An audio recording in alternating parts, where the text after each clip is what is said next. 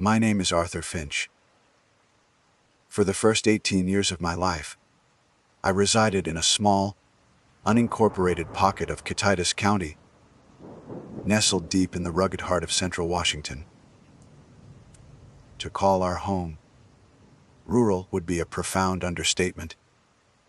Our house, a modest two-story structure built by my grandfather's own hands, was the last bastion of civilization on a long, winding gravel road that eventually dissolved into nothing more than a deer trail. Beyond our back porch, the landscape unfurled into a seemingly infinite expanse of dense, imposing wilderness, a sprawling tapestry of Douglas fir, ponderosa pine, and western red cedar that blanketed the foothills of the Cascade Mountains. This was a land of breathtaking, savage beauty, a place where the silence was so absolute it felt like a physical weight. But within that profound isolation, darkness was allowed to breed, to fester in ways that the manicured, well-lit world of towns and cities simply cannot comprehend. We didn't have a fantastical, folkloric name for the source of this darkness. Our terminology was far more direct and infinitely more chilling. We just called them the people in the woods. This wasn't a boogeyman story told to frighten children into behaving. It was a grim, accepted reality, a piece of local knowledge, passed down through generations with the same somber gravity as advice about surviving a blizzard or respecting a cornered cougar. The old-timers, men with hands like gnarled oak and faces mapped with the hardships of a lifetime spent outdoors, spoke of them in hushed, serious tones. They weren't ghosts or monsters in the supernatural sense. They were people. Men, and sometimes women, who had, for one reason or another, chosen to shed the skin of society and retreat into the deep woods. Some were rumored to be draft dodgers from the Vietnam era who never came back. Others were said to be fugitives from the law, criminals who found the dense forest a more effective prison wall than any concrete structure. And some, the most unsettling ones, were believed to be individuals who simply broke. Their minds, unable to cope with the pressures of the world, had fractured, leaving them to wander the wilderness in a state of primal derangement. My father, a practical and stoic man who worked as a logger, never indulged in sensationalism, but he took the existence of these people as an undeniable fact. You don't go looking for them, Art, he told me countless times, his voice low and firm. You don't provoke them. You see something that doesn't feel right. You hear something that shouldn't be there. You turn around and you walk away. Don't run. Running makes you prey. You just turn, and you walk back to the light. His warnings were rooted in a lifetime of experience. Loggers, hunters, and hikers would occasionally stumble upon their makeshift encampments, crude shelters built from fallen logs and scavenged tarps. Hidden deep in canyons or tucked away in impenetrable thickets. Sometimes they'd find more disturbing signs. Strange, symbolic effigies hanging from tree branches, crafted from bone, twine, and bird feathers. Or they'd find animal traps, not the standard steel, jaw types used by fur trappers, but cruel, primitive snares and deadfalls that spoke of a desperate and brutal ingenuity. My earliest concrete memory of this unnerving presence came when I was about 9 years old. Our property was bordered on 3 sides by the forest, a constant looming wall of green and shadow. My companion in those days was a loyal and fearless golden retriever named Buster. Buster was afraid of nothing, not the black bears that occasionally ambled through our yard, nor the coyotes whose yips and howls punctuated the twilight.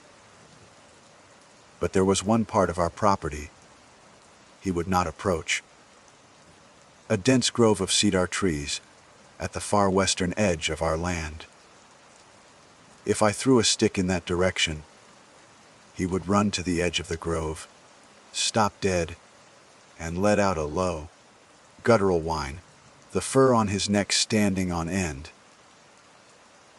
He would look from the stick to me, his big brown eyes filled with a pleading I didn't understand. No amount of coaxing would get him to enter. To my young mind, it was just a spooky patch of woods. To Buster, it was a border, a line drawn by an unseen and malevolent hand. As I grew older, the signs became more personal, more direct. We had a small flock of chickens we kept for eggs. They were housed in a sturdy, latched coop my father had reinforced with wire mesh to keep out weasels and raccoons. One morning, my mother went out to collect the eggs and let out a sharp cry that brought my father and me running. The coop door was wide open, the latch not broken, but carefully undone. Inside, not a single chicken was harmed. They clucked and scratched in the dirt, oblivious. But in the exact center of the floor, arranged in a perfect, neat pile, were all 12 of our laying hens' eggs. They weren't cracked or damaged, just collected and stacked like a bizarre offering. There were no human footprints my father could find on the hard, packed dirt. Yet the latch, a simple but effective hook, and I could not have been opened by an animal. A cold dread settled in my stomach. It was a message, a violation. They had been there, just feet from our home while we slept, and they wanted us to know it.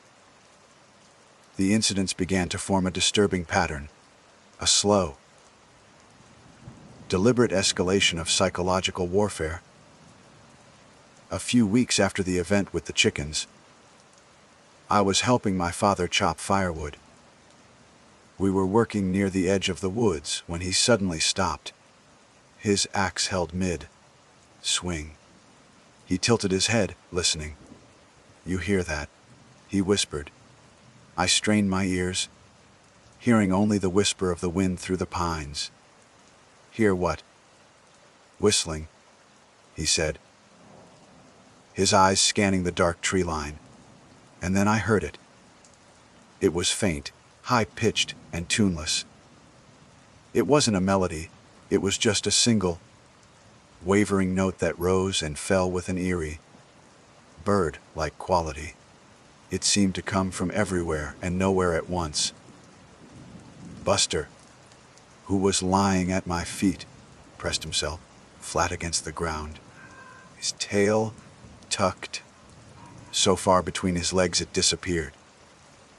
The whistling continued for another minute, a mocking, invasive sound in the quiet afternoon, and then it simply faded away. We didn't speak of it again, but we finished our work quickly and went inside. The unspoken tension hanging between us like a thick fog. The feeling of being watched became a constant companion. When I walked the half-mile to the bus stop in the morning, I could feel eyes on my back from the trees that lined the road. When I played in the yard, the woods no longer felt like a place of adventure, but like a silent, waiting audience. The paranoia began to seep into our home. My mother started checking the locks on the doors and windows at night. My father took to leaving the large floodlight on our back porch on all night, casting a stark, artificial glare into the first few feet of the forest, creating a barrier of light against the oppressive, watching darkness. The true turning point, the moment when abstract fear, solidified into tangible terror, occurred on a cold, wet afternoon in late October. I was 13. A storm had been brewing all day, and the sky was the color of a deep bruise. My parents had driven into town for supplies, a rare trip they made together, leaving me home alone with strict instructions to stay inside and finish my homework. Buster was my only company, and he was restless, pacing from the front to the back window, whining softly. The rain started around 3 p.m., a slow, steady drizzle that quickly intensified into a torrential downpour.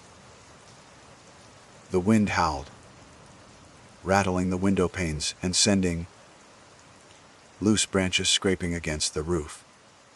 It was the kind of storm that made our isolated house feel like a tiny, fragile ship adrift on a vast and angry sea.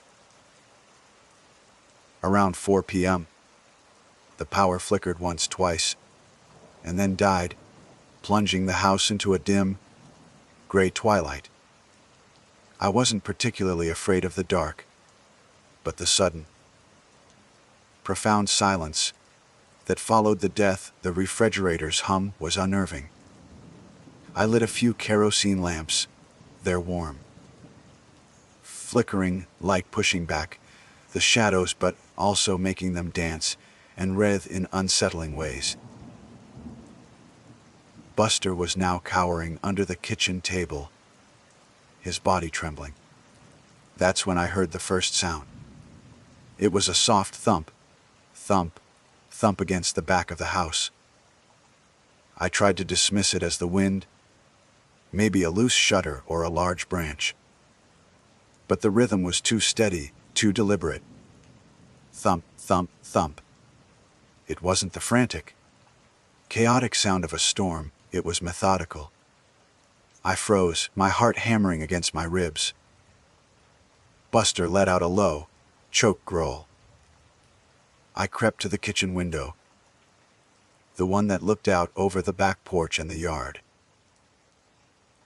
The rain was coming down in sheets, blurring the world outside into a distorted watercolor of greens and grays. The floodlight my dad always left on was, of course, dead. The only light was from the kerosene lamp I held in my shaking hand. I peered out, trying to make sense of the rhythmic sound. The thumping stopped. For a long moment, there was nothing but the drumming of the rain. I started to let out a breath I didn't realize I'd been holding, my mind grasping for rational explanations. Then, a new sound began, a soft, wet, scraping noise. It was coming from the window right in front of me. My blood ran cold. Slowly, I raised the lamp. Its light reflected off the rain-slicked glass, making it difficult to see out. I pressed my face closer, cupping a hand around my eyes to block the reflection. The scraping continued, slow and grating. It sounded like fingernails being dragged across the glass. And then I saw it. A shape. It was pale and indistinct in the downpour. I pressed against the outside of the window. It took my brain a few seconds to process the image, to understand what I was looking at. It was a face, but it was featureless, obscured by something. It was a mask, a crude thing, fashioned from what looked like bleached deer hide. Tight. It had no eye holes, no mouth, just a blank smooth bone, white surface. And as I watched, paralyzed with a fear so pure and absolute it felt like an electric shock, a hand came up and pressed against the glass. The fingers were long and unnaturally thin, the nails caked with dirt. The hand began to move, and I realized the scraping sound was the person, the thing, on the other side, slowly, deliberately, wiping away the condensation from the outside of the pane with its filthy fingertips, trying to get a better look inside. Time ceased to function. My universe compressed into the few inches of rain, streaked glass that separated me from the horrifying blankness of that mask. The scream that should have ripped from my lungs was caught in my throat, a choked, useless knot of terror. My limbs were locked, frozen by a primal fear that bypassed all rational thought. My entire being was focused on that slow, deliberate hand, the grimy fingertips smearing the condensation in a grotesque parody of cleaning a window. It wasn't trying to break in. Not yet. It was observing, studying. I was a specimen in a jar, and it was peering in with a cold, detached curiosity that was more terrifying than any overt aggression. From under the kitchen table, Buster let out a sound I had never heard him make before. A high, thin whimper of pure agony, as if he were being physically wounded by the sheer wrongness of what was happening. That sound, so full of animal terror, was the jolt that broke my paralysis. My survival instinct kicked in, overriding the shock. I stumbled backward, my legs feeling like they were made of lead, my hand clutching the kerosene lamp so tightly my knuckles were white.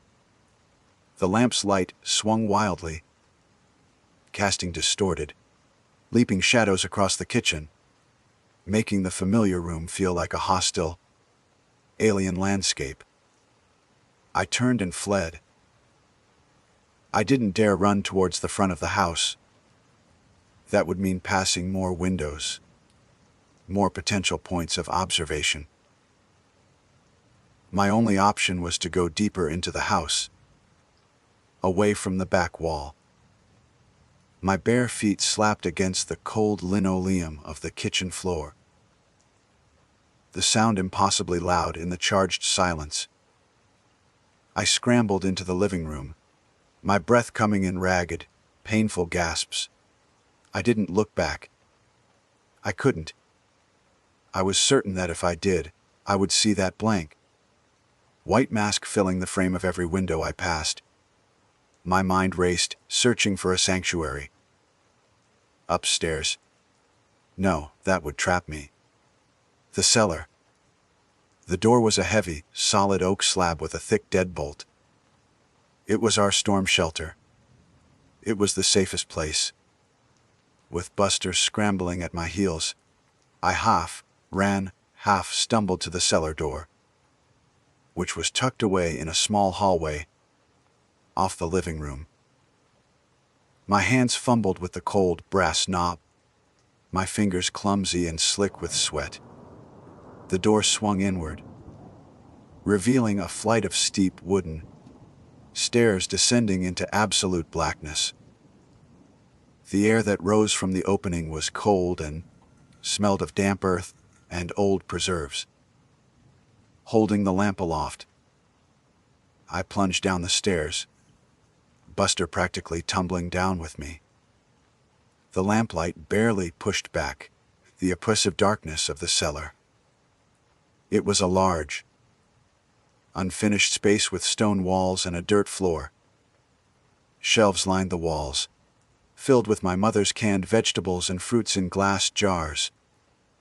Peas, beans, peaches, and cherries, their colors muted in the flickering light. They seemed like relics from a different, safer world.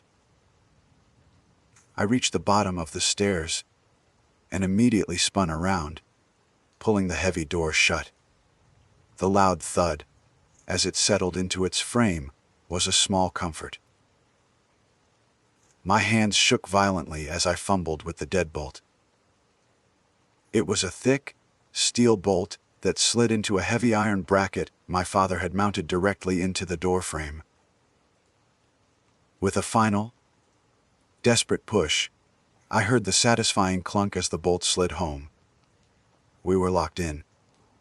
For a moment, a wave of relief washed over me. Then, a new fear began to creep in.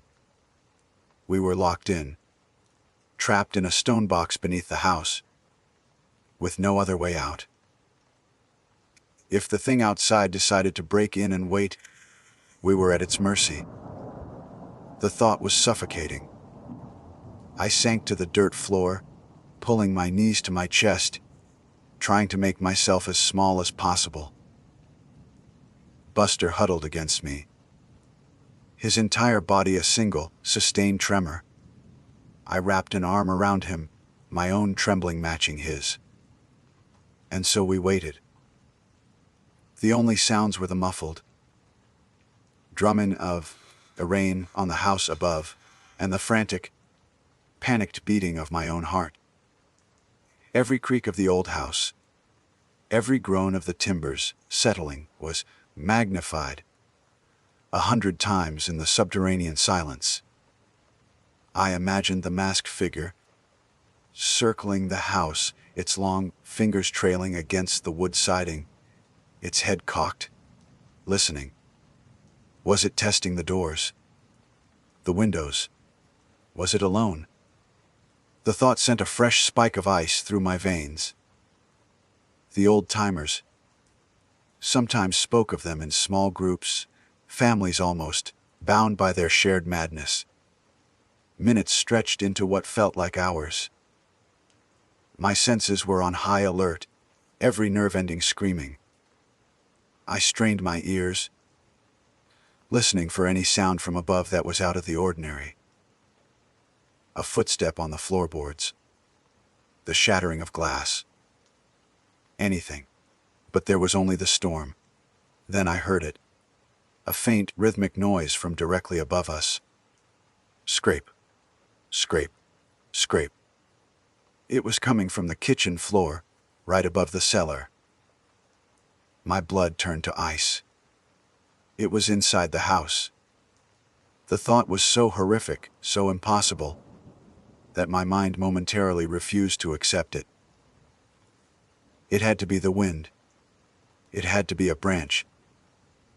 But the sound was too deliberate, too rhythmic. It was the sound of something being dragged across the linoleum. Buster heard it too. His low whimper stopped, replaced by a deep, guttural growl that vibrated through his body and into mine. His head was pointed toward the ceiling, his ears flattened against his skull. The scraping continued, moving slowly from the back of the house toward the front. It passed over our heads, and then seemed to stop near where the living room would be. Silence descended again, a heavy, pregnant pause that was somehow worse than the noise. I held my breath, my ears straining. Every muscle in my body tensed to the point of pain. What was it doing? My imagination, fueled by adrenaline and terror, conjured up monstrous images. I saw it dragging a heavy sack, or perhaps a weapon. I pictured its blank, masked face scanning the room, its unseen eyes searching. Was it looking for us? Did it know where we were hiding? The silence was broken by a new sound, one that was infinitely more terrifying. A soft, clear tapping. Tap, tap, tap, tap. It was coming from the cellar door. My heart stopped. It knew. It was standing on the other side of the door, just a few feet away. The tapping was gentle, almost polite. It wasn't a frantic pounding of someone trying to break down a door. It was a calm, patient, knowing sound. It was an invitation, an acknowledgement that the game had been found out. "I know you're in there." Buster exploded into a frenzy of barking, a furious, desperate sound that echoed deafeningly in the small, stone space. He threw himself against the door, his claws scrabbling at the thick oak. I grabbed him, pulling him back, clamping my hand over his muzzle. My other hand pressed against my own mouth to stifle the scream that was now clawing its way up my throat. Buster. Sha. I pleaded in a choked whisper, tears streaming down my face. The tapping stopped. For a terrifying minute, there was nothing. Then, a low, guttural chuckle rumbled through the wood of the door. It was a dry, rasping sound, barely human. It was the sound of pure, malevolent amusement. It was toying with us. It was enjoying our fear. And then, as suddenly as it began, it was over. From far away, I heard the familiar, rumbling sound of my father's diesel pickup truck. The sound grew steadily louder, followed by the sweep of headlights cutting through the darkness. I had never heard a more beautiful sound in my entire life. The rumble of the engine was the sound of safety, of order, of a world where monsters didn't tap on cellar doors. Upstairs, I heard a faint thump, and then the sound of the front door being unlocked, followed by my father's voice calling my name. "Art! You in here?" Power's out everywhere. The relief was so sudden and so overwhelming that my legs gave out. I slumped against the stone wall, pulling Buster close, burying my face in his thick fur. I stayed there, shaking uncontrollably, until my father, seeing the light from the lamp under the cellar door, came and unbolted it from the outside. The sight of his weathered, worried face, illuminated by the flashlight he was holding, was the most welcome thing I had ever seen. I couldn't form coherent sentences. I babbled, a frantic, jumbled mess of words about a mask, a hand, and tapping on the door. My mother rushed to me, wrapping me in a hug, her own fear evident in her eyes. My father's face, however, hardened into a grim, stoic mask of its own. He didn't question me. He didn't tell me I was imagining things. He took his high-powered hunting rifle from its case, chambered around, and walked out onto the back porch. He stood there for a long time, the beam of his powerful flashlight cutting a swath through the rain and the darkness, scanning the tree line, the yard, the side of the house. My mother and I watched from the kitchen doorway. He found nothing. No footprints in the mud-soaked yard. The torrential rain had washed everything away. No broken windows, no forced locks. However, we soon discovered why. The only evidence that anything had happened at all was a single, strange smudge on the outside of the kitchen window, and a 13-year-old boy who would never again feel truly safe in his own home. The house was no longer a fortress. The woods were no longer just a backdrop. The line had been crossed, and the darkness outside now knew its way in. The weeks following the storm were shrouded in a thick, suffocating blanket of silence. The incident was not spoken of again. Not once.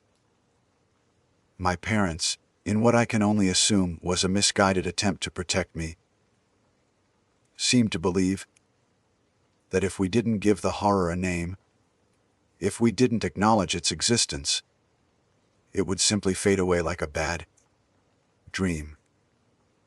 But the fear had sunk its hooks deep into the foundations of our home, and its presence was felt in everything we did. Our house, once a sanctuary of warmth and familiarity, had transformed into a fortress under siege. My father installed new deadbolts on all the doors, heavy, duty locks that required a key from both the inside and the outside. He nailed many of the windows shut, leaving only a few that could be opened for ventilation, and even those were fitted with new, stronger latches. The back porch floodlight, which had previously been a deterrent, was now augmented by two more powerful lights mounted on tall poles at the corners of the house, casting overlapping pools of harsh, sterile light that pushed the darkness back 100 feet into the trees. Our home sat in a stark island of artificial daylight, a defiant beacon in a sea of menacing shadow. But the light didn't make me feel safe. It only served to better illuminate the terrifying, impenetrable wall of blackness that lay just beyond its reach. Sleep became my enemy. For the first few weeks, I was plagued by nightmares. I would see the blank white mask floating in the darkness of my room, hear the soft, polite tapping on my bedroom door, or feel the phantom sensation of grimy fingertips scraping against my window pane. I would wake up in a cold sweat, my heart pounding, the scream I couldn't unleash during the actual event now escaping my lips in a muffled cry. After a while, the specific nightmares faded, but they were replaced by something almost worse, a bone, deep, sleepless anxiety. I would lie awake for hours, my ears straining to catch every sound: the groan of the house settling, the scuttling of a mouse in the walls, the howl of the wind, and my imagination would twist each innocent noise into a threat. My father's demeanor grew harder, more brittle. The quiet stoicism he had always possessed was now tinged with a grim, watchful tension. He spent his evenings cleaning his collection of firearms, the methodical clack of him disassembling and reassembling his rifle becoming a new, unnerving soundtrack to our nights. He took to walking the perimeter, our property, every evening before dusk, his hunting rifle slung over his shoulder, his eyes constantly scanning the tree line. He wasn't just a logger anymore. He was a sentry guarding a lonely outpost. My mother tried to maintain a facade of normalcy, but the fear betrayed her in small ways. Her hands trembled when she poured coffee. She would jump at the slightest unexpected noise. I would catch her staring out the kitchen window, her gaze lost in the dark woods, her expression a mixture of fear and profound sadness. She tried to fill the silence with chatter about school or chores, but her words felt hollow, like stones dropped into a deep, dark well. Buster was perhaps the most telling barometer of our new reality. My once fearless, adventurous dog was now a shadow of his former self. He refused to go outside alone, even in the daytime. He would only venture out if one of us was with him, and he stayed close, never straying more than a few feet. The woods that had once been his playground were now a source of constant, low-level terror. He would stand at the edge of the yard, staring into the trees with the fur on his neck raised, a low, continuous growl rumbling in his chest. He was a loyal soldier who knew the enemy was still out there, waiting just beyond the wire. For a time, nothing happened. Winter set in, blanketing the landscape in a thick layer of snow. The cold and the deep drift seemed to enforce a truce. The woods were silent, still, and beautiful in their stark, white emptiness. A part of me, the part that desperately clung to reason, began to wonder if I had imagined the worst of it. Perhaps the storm, the darkness, the isolation had played tricks on my mind. Perhaps it was just a vagrant, a lost hiker, someone who meant no real harm. But the deeper, more primal part of me knew better. The silence wasn't peace, it was patience. The people in the woods were masters of patience. The first sign that the truce was over came in late February, as the snow began to melt. My father had a small, sturdy woodshed about 50 yards from the house where he kept his chainsaws, tools, and cans of gasoline. One morning, he went to retrieve a tool and came back to the house, his face a thundercloud. "The lock's been cut," he said, his voice dangerously low. He held up the heavy padlock that had secured the shed door. The shackle had been sheared through with bolt cutters. A clean, decisive snap. We all went out to inspect the shed. The door was slightly ajar.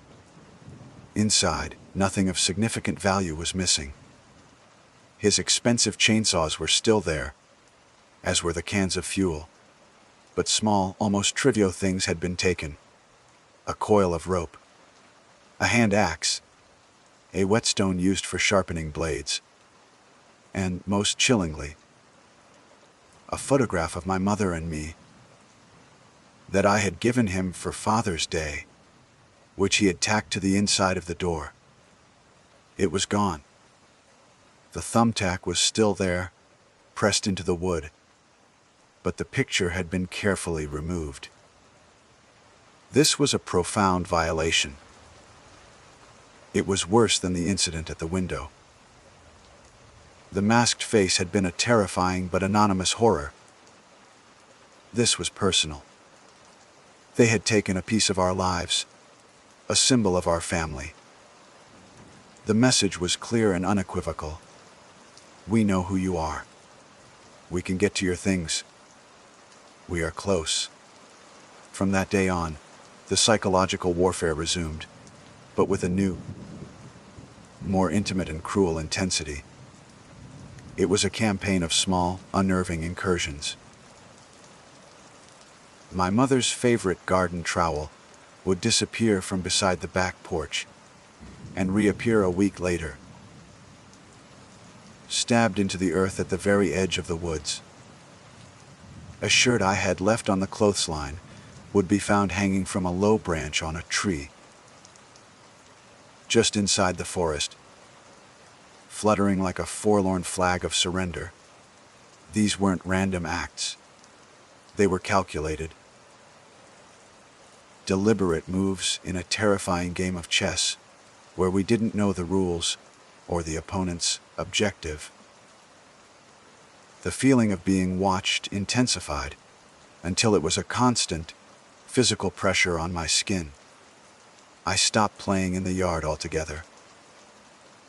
The school bus became a rolling sanctuary, and the moment it dropped me off, at the end of our long driveway, a silent, internal stopwatch would start, counting the seconds until I was safely inside the locked doors of the house.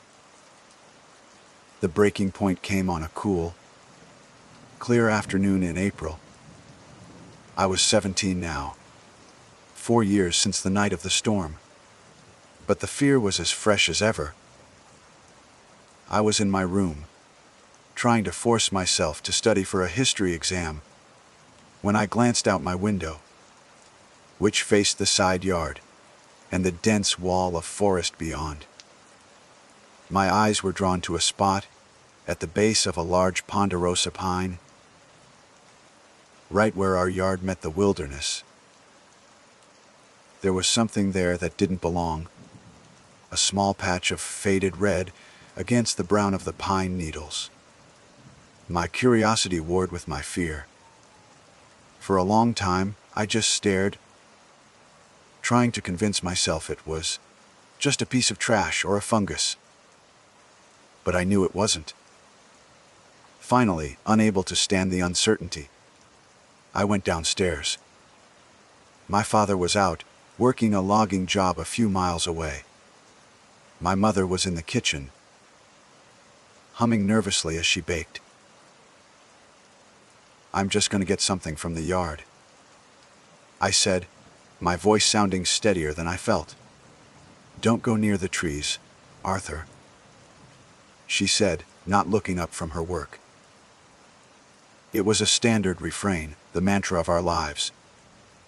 I walked out the front door, my heart thudding a nervous rhythm against my ribs. I kept my eyes fixed on the patch of red as I walked across the lawn. As I got closer, a wave of nausea and ice, cold dread washed over me. I recognized it. It was my old teddy bear, Barnaby. He had been my constant companion when I was a small child. I hadn't seen him in at least 10 years. I assumed he had been lost or packed away in a box in the attic long ago. But here he was, propped carefully against the trunk of the pine tree, his faded red bow tie askew, his button eyes staring blankly back at me. One of his fabric arms was missing, torn raggedly from his shoulder, and in its place, crudely stitched into the socket with what looked like thick, dark twine, was a dried, withered bird's wing. I stood there, frozen, unable to breathe. This wasn't just a message. This was a desecration of memory. They had taken a cherished, innocent piece of my childhood and twisted it into a hideous, pagan effigy. How had they gotten it? Had it been in the attic? Had they been in our attic? Had they been in the house again, moving through our spaces while we were away, touching our things, breathing our air? The world seemed to tilt on its axis. The chirping of birds, the gentle breeze, the warmth of the afternoon sun. It all receded, replaced by a roaring in my ears. The woods were no longer just watching. They had reached into my past, into the very heart of my memories, and defiled them. The line between outside and inside, between the wilderness and the home, between them and us, had been completely erased. They weren't just in the woods anymore. In a way, they were in the house with us, and they had been for a very long time. I stumbled backward from the tree, my legs threatening to give out from under me. A strangled gasp escaped my lips, and I spun around, my eyes frantically scanning the silent, imposing wall of trees. They were watching. I knew they were. They were out there, in the shadows between the trunks, savoring this moment. They had crafted this obscene totem, placed it with deliberate care, and were now observing its effect, feeding on my terror. The mutilated teddy bear was not just a message. It was a declaration of absolute power. It told me that no lock, no wall, no memory was safe from their touch. Clutching the grotesque effigy of Barnaby in my trembling hand, I ran. I fled from the edge of the woods, as if the trees themselves were reaching for me. their branches like skeletal fingers. I burst through the front door of the house, slamming it shut behind me, my breath coming in ragged, sobbing gasps. My mother rushed into the hallway, her face etched with alarm at the sight of my state. "Arthur, what is it? What's wrong?" I couldn't speak. I simply held out my hand and showed her the bear. Her eyes widened, and all the color drained from her face. She brought a hand to her mouth, a small, choked gasp escaping her lips. The nervous energy she usually used to mask her fear evaporated, replaced by a look of pure, unadulterated horror.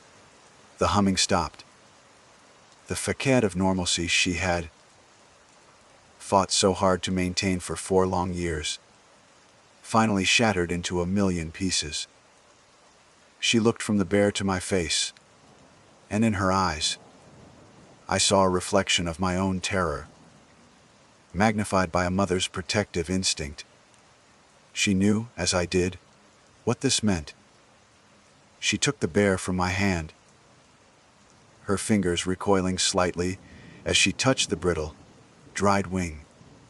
She turned and walked into the living room, like a somnambulist, placing the defiled object on the coffee table, as if it were a venomous snake.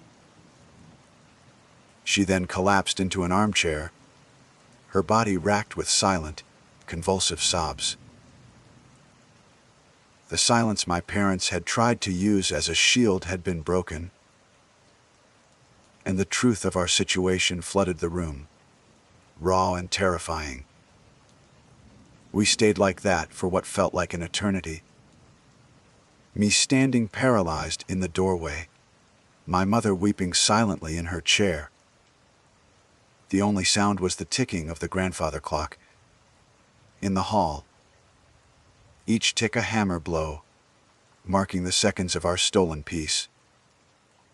When my father's truck finally rumbled up the driveway an hour later, the atmosphere in the house was thick with dread. He walked in, took one look at my face, at my mother's state, and then his eyes fell on the thing on the coffee table. He stopped dead. I watched his face, expecting to see the familiar grim hardness, the stoic resolve. But I saw something new. The stoicism was still there, but beneath it, I saw a flicker of something I had never seen in my father before. Defeat. He looked tired. Not just physically tired from a long day of work, but a deep, soul-crushing exhaustion. He had fortified our home, stood guard every night, and patrolled his territory like a soldier. And for what? The enemy wasn't just at the gates. They had been inside the castle the whole time, moving his pieces on the board at will. He walked over to the coffee table and stared down at the bear. He didn't touch it. He just looked at it for a long, silent minute. The setting sun cast long shadows through the living room window, and one fell across his face, obscuring his expression. When he finally spoke, his voice was devoid of emotion, as flat and cold as a tombstone. "Mary," he said, speaking to my mother, "pack a bag. Just the essentials. Photographs, important papers. Whatever you can't live without." He then turned to me. "Arthur, you too. Go to your room. One bag. Nothing else." My mother looked up, her tear-streaked face filled with confusion. What are you doing, John?" "We're leaving," he said, his voice gaining a sliver of its old authority. "Tonight. Right now. We're not spending another night in this house." The finality in his tone was absolute. This wasn't a discussion. It was a command born of desperation. The game was over. The only winning move was not to play.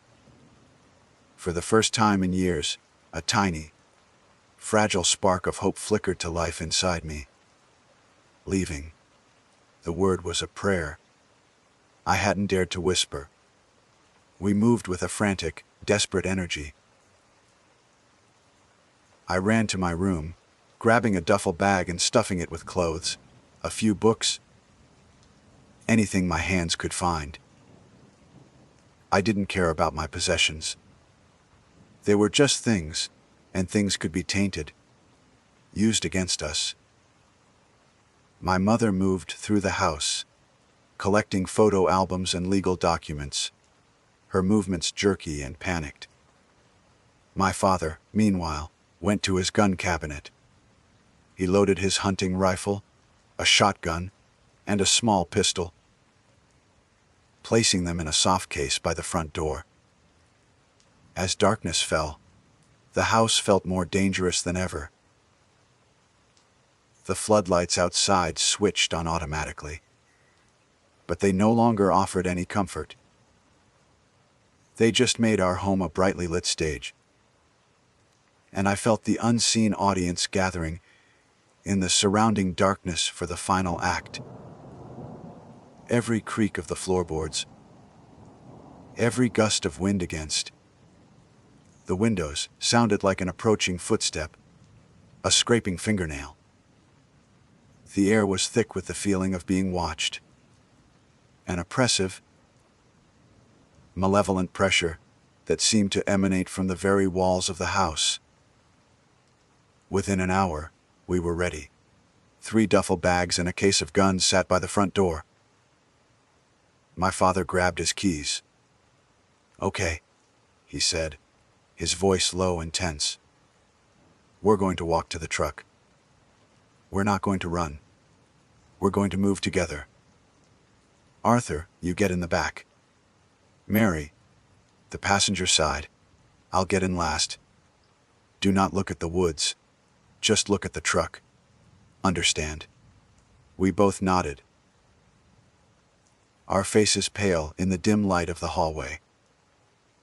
He unlocked the front door, his hand resting on the shotgun case. He took a deep breath and pulled the door open. The night air was cool and crisp.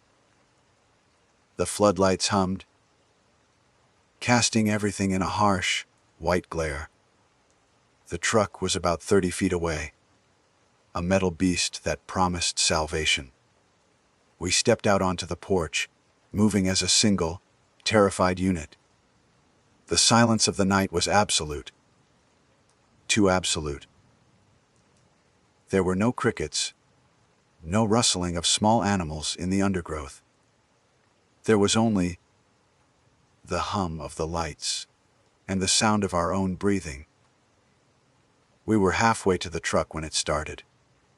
A low whistle. The same single, tuneless note from years ago. But it wasn't faint this time. It was close, frighteningly close. It seemed to come from the dark woods to our left. My mother flinched, her hand flying to her mouth. "Don't stop," my father commanded, his voice a harsh whisper. "Keep moving."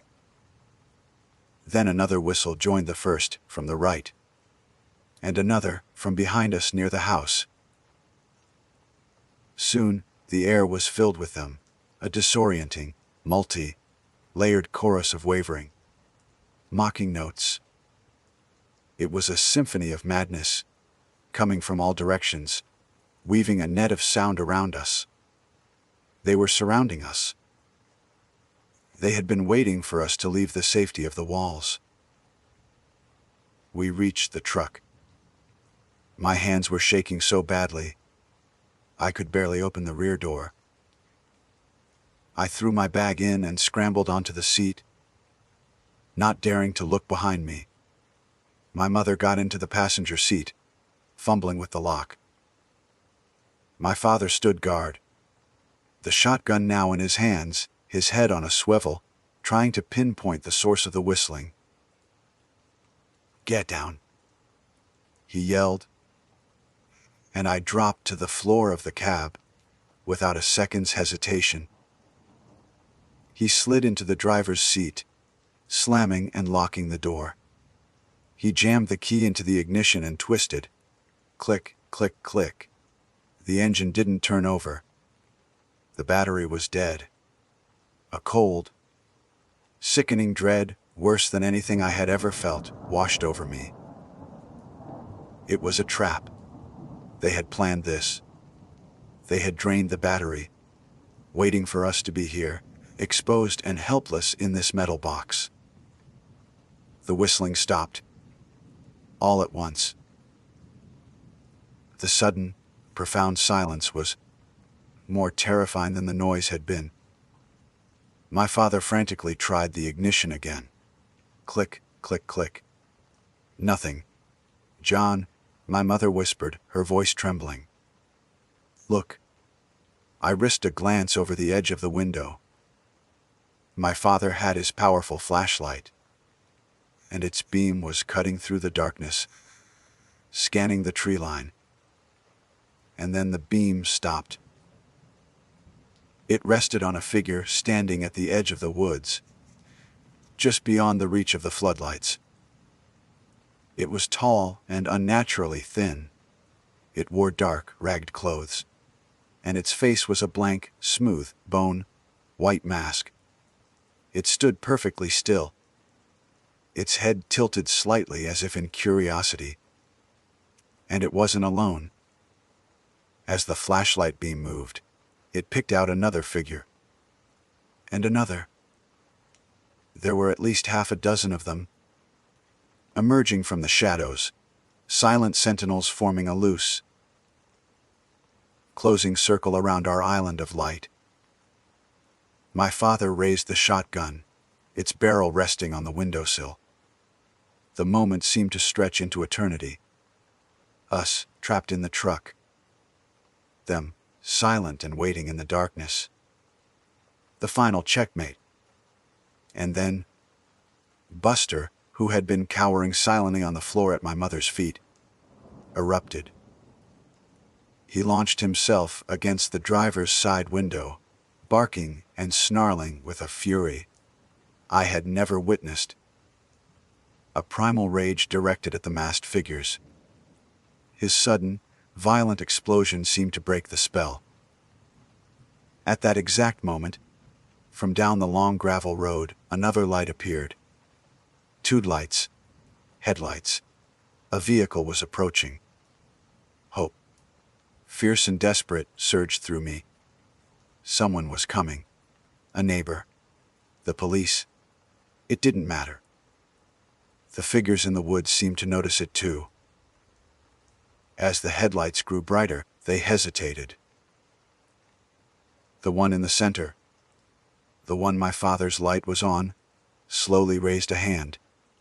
It wasn't a wave. It was a gesture of acknowledgement, of postponement. And then, as silently as they had appeared, they melted back into the impenetrable blackness of the trees. By the time the approaching vehicle, a county sheriff's patrol car on a routine check, pulled up beside us, they were gone. We never spent another night in that house. The deputy helped my father jump, start the truck. His face a mixture of professional concern and deep-seated local understanding. He didn't ask too many questions. He had seen the look in our eyes. We drove away, not even looking back at the house, a monument to our fear, now abandoned to the woods. We drove until the sun came up, and we never stopped. I now live in a city, hundreds of miles from central Washington. The windows of my apartment look out onto a street filled with cars and people, and the only trees are small, manicured thins and concrete planters. There are no deep, dark woods here. My parents live in a quiet suburban neighborhood a few towns over. We are safe, but safety is a relative term. We escaped the place, But we never truly escaped the fear. It lives in us now. I still check the locks on my doors 3 times before I go to bed. I still can't stand to have my back to an open window after dark. Sometimes, late at night, when the city is quiet, I think about that house, standing empty at the edge of the wilderness. I think about the people in the woods. They weren't supernatural. They were something far more terrifying human, beings who had shed their humanity. And I know, with a certainty that chills me to my core, that they are still out there, in the dark, forgotten places of the world, living by their own twisted rules, patient and watching, waiting for the next family to move in at the end of the road. My name is Samuel Jones, but on the CB, I'm just Sam. I've been an owner-operator for 22 years, which is another way of saying I've spent more of my life on the move than standing still. My world is a 2.1-meter wide aluminum cab, my home a Peterbilt 589 sleeper, and my constant companion is the low, steady rumble of a 600-horsepower engine. She's not just a truck. She's my business, my house, and my fortress against the endless miles of asphalt. To an outsider, the inside of my rig might look cramped. But to me, it's a marvel of engineering and personal space. The driver's seat is an air ride throne, molded to my frame after 1,000,000 miles. The steering wheel is flanked by a constellation of gauges: tachometer, voltmeter, air pressure, oil pressure, each one a vital sign I monitor, with an instinct born of experience. The center console holds the radio, heater controls, and the all-important tractor and trailer brakes. Everything has its place. Everything has a function. Behind my seat is the sleeper, my sanctuary. It's not one of those massive custom jobs, but it's mine. There's a pulled-out desk where I do my logbook, the comic book, as some of the old-timers call it. A small microwave is bolted to a reinforced appliance shelf, and below it, a mini fridge keeps my food from spoiling. The bunk is a twin-sized memory foam mattress, separated from the cab by a thick blackout curtain that offers privacy and a shield against the world. In the various overhead compartments and wardrobe-style closets, I keep my clothes, my tools, and my life, all neatly organized. This order isn't just a preference, it's a necessity. Out here, on the big slab, your truck is the only thing you can truly control. But control is a funny thing. You spend so long on the road that the world outside the windshield starts to feel less real. It becomes a movie you're watching, a silent film of towns and cities scrolling past. The isolation is the heaviest cargo you carry. Days bleed into nights, and the monotony of the road can lull you into a state that drivers call highway hypnosis, where you're awake and steering, but your mind is somewhere else entirely. You're physically present but mentally adrift, floating in a space between destinations. It's a profound loneliness, a detachment that can wear on a man. You learn to live with it, to find comfort in the solitude. You have to. Because out here, the line between being alone and being lost is thinner than you think. The job came in on a Tuesday afternoon. It was a high-paying load, a hotshot, Run that needed to get from a warehouse in New Mexico to a distribution center in Utah fast. My dispatcher, my travel agent, as I call him, was vague on the details.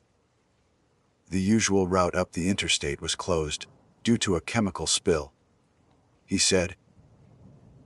He sent me a new route, a stretch of state highway that cut through the desert, a line on the map I'd never driven. It's an old road, he'd said, but it'll get you there. I pulled my bobtail rig into a dusty, bleached truck stop just outside of Gallup to fuel up before hooking up to the trailer. That's where I met Elias. He was sitting alone in a booth, nursing a cup of coffee. He looked like 100 other drivers I'd seen over the years. Worn out, with the kind of deep, set wrinkles that come from squinting into the sun for decades. But there was something else about him. He looked haunted, his eyes holding a permanent look of exhaustion that had nothing to do with lack of sleep. He must have seen the route on my tablet because he got up and walked over. You're not thinking of running that road tonight, are you, Hand? He asked, his voice a dry rasp. Hand was old slang, a familiar term between drivers. Got a load that needs moving, I said, keeping it professional. He shook his head slowly, a grim finality in the gesture. Some roads you don't run, no matter the pay. That one, we used to have a name for it.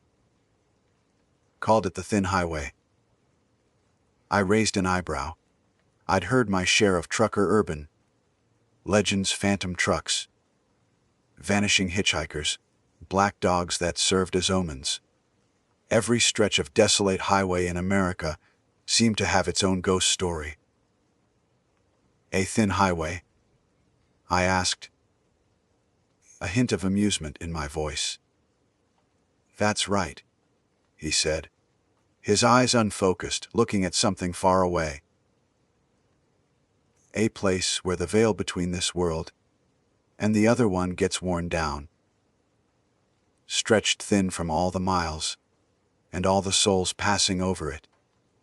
A place where you can sometimes see through to the other side. His words echoed ancient Celtic folklore I'd vaguely heard about, tales of thin places where the worlds of the living and the dead were porous. It was a strange thing to hear from a man who smelled of diesel and stale coffee. He reached into his jacket pocket and pulled out a small, rectangular card. It was heavily laminated, the edges yellowed and worn, the surface stained with grease and coffee. He slid it across the table to me. You're going to run it anyway. I can see it in your eyes. You're like I was, he said. So you take this, and you follow it to the letter. These aren't suggestions, Sam. They're physics. The physics of that road. He turned and walked away without another word, leaving me with the card. I picked it up. It felt heavy, substantial. On it, printed in a simple, blocky font, was a list of rules. I read them, my initial amusement slowly curling into a knot of unease in my stomach. It felt like a prop from a bad horror movie. Yet the sincerity in the old man's haunted eyes had been undeniable. Table 1T. The rules of the thin highway. Rule 1T. Begin your run after sunset. End it before sunrise. The road is not for the day. Rule 21. Do not exceed 65 movts.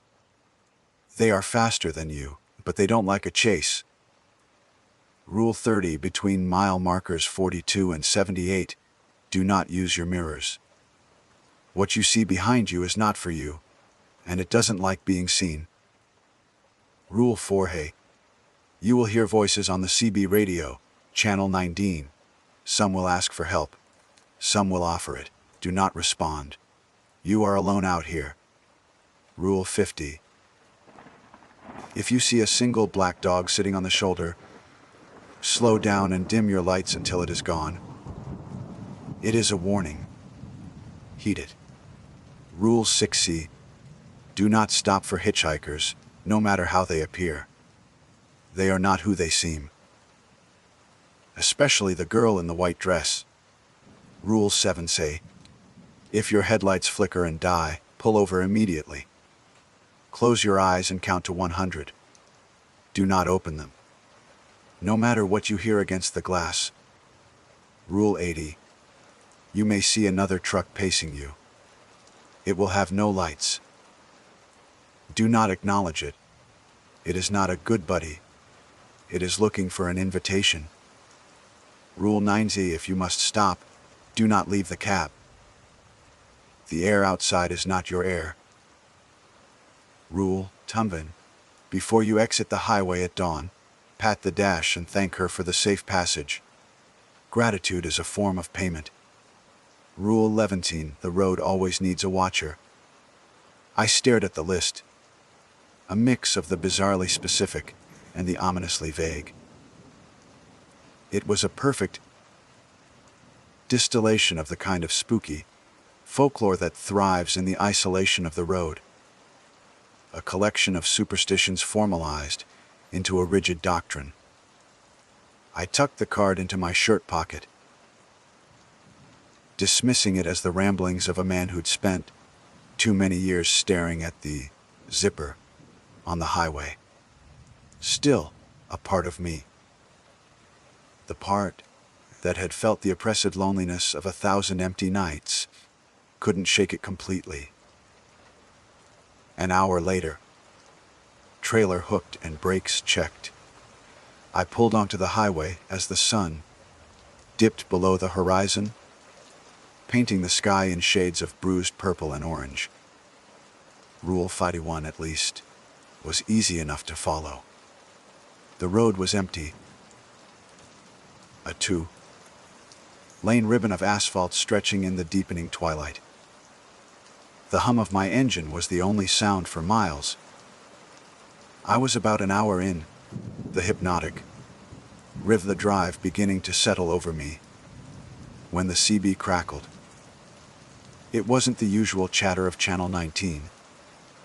It was a single voice, distorted by static, layered with a strange, clicking cadence that was almost insect-like. Breaker 1, 9. What's your 20, driver? My hand instinctively went to the mic. It was a standard request for my location.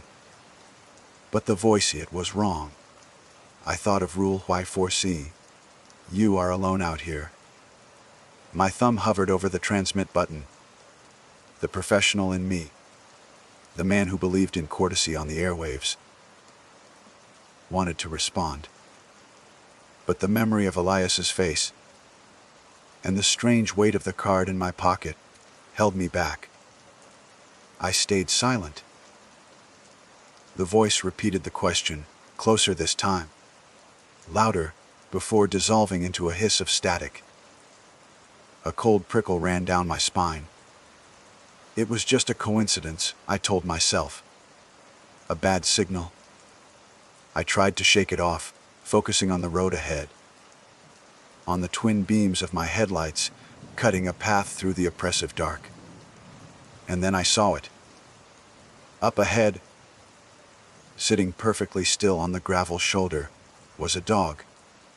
It was large, black as tar, and its head was cocked as if it were listening for something. It was exactly as described in Rule 55. My heart gave a hard thump against my ribs.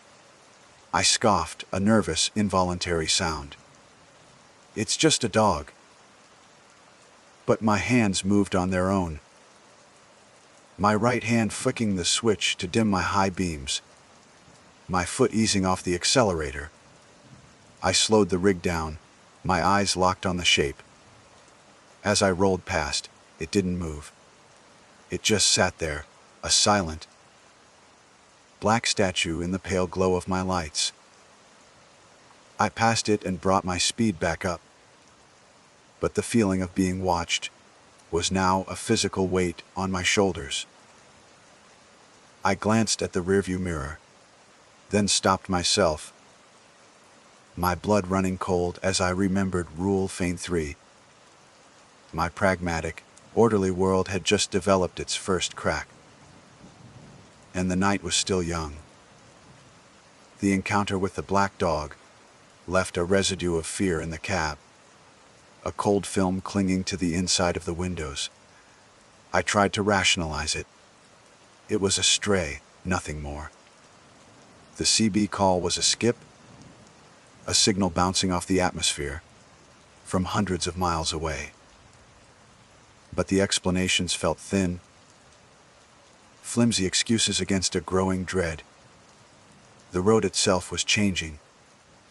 The world outside my windshield, once just a monotonous blur, now felt charged with a strange potential. The darkness between my headlights wasn't just empty, it was waiting. This was the feeling Elias had tried to warn me about. The sensation of driving through a place where the rules of the world I knew were fraying at the edges. I passed a green sign with white, reflected letters. Mile 42. My stomach tightened. I remembered the laminated card in my pocket, the words of Rule Feint 3 now screaming in my mind. Between mile markers 42 and 78, do not use your mirrors. What you see behind you is not for you, and it doesn't like being seen. It was an absurd command. A trucker's mirrors are his eyes. The big West Coast mirrors on my doors and the convex spot mirrors below them are essential for safety, for knowing what's around my 53-foot trailer. Ignoring them felt like driving blindfolded. It went against every instinct, every year of training. Yet, the memory of the dog, sitting so unnaturally still, and the chillingly specific nature of the rule, held me captive. I forced my gaze forward, my hands gripping the wheel so tightly my knuckles ached. The highway stretched on, a lonely ribbon of asphalt under a starless sky. The hum of the engine, usually a comfort, now seemed to amplify the silence. The isolation was a physical presence, a weight pressing in on me from all sides. It's in these moments that highway hypnosis can take hold, where the road lulls you into a trance. But I was hyper, aware, my senses on a razor's edge. Every flicker of a shadow, every gust of wind that rocked the cab, felt like a prelude to something terrible. That's when I sensed it. Not a sight or a sound, but a shift in the air, a change in pressure, a presence. I fought the urge to check my mirrors, my neck muscles cording with the strain. Instead, I risked a glance out my driver. Side window. A truck was pulling up alongside me in the opposite lane. It was a massive rig, a cab overmodel, old and scarred with rust. But that wasn't what made my blood run cold. It had no lights, no headlights, no marker lights, nothing. It was a black hole on wheels, a shape of absolute darkness, moving at a perfect 65 miles per hour. Its engine making no sound. I could hear the roar of my own Peterbilt. Rule Feint 80. You may see another truck pacing you. It will have no lights. Do not acknowledge it. It is not a good buddy. It is looking for an invitation. My heart hammered against my ribs like a trapped bird. This was no phantom. It was real, solid, and terrifyingly close. It stayed right there, just off my port side, a silent, menacing partner in this midnight drive. I could feel its proximity, a vibration in the air that had nothing to do with sound. I stared straight ahead, focusing on the zipper of the dashed lane divider, praying for it to go away. But it didn't. It just stayed there, pacing me. A ghost ship on a sea of asphalt.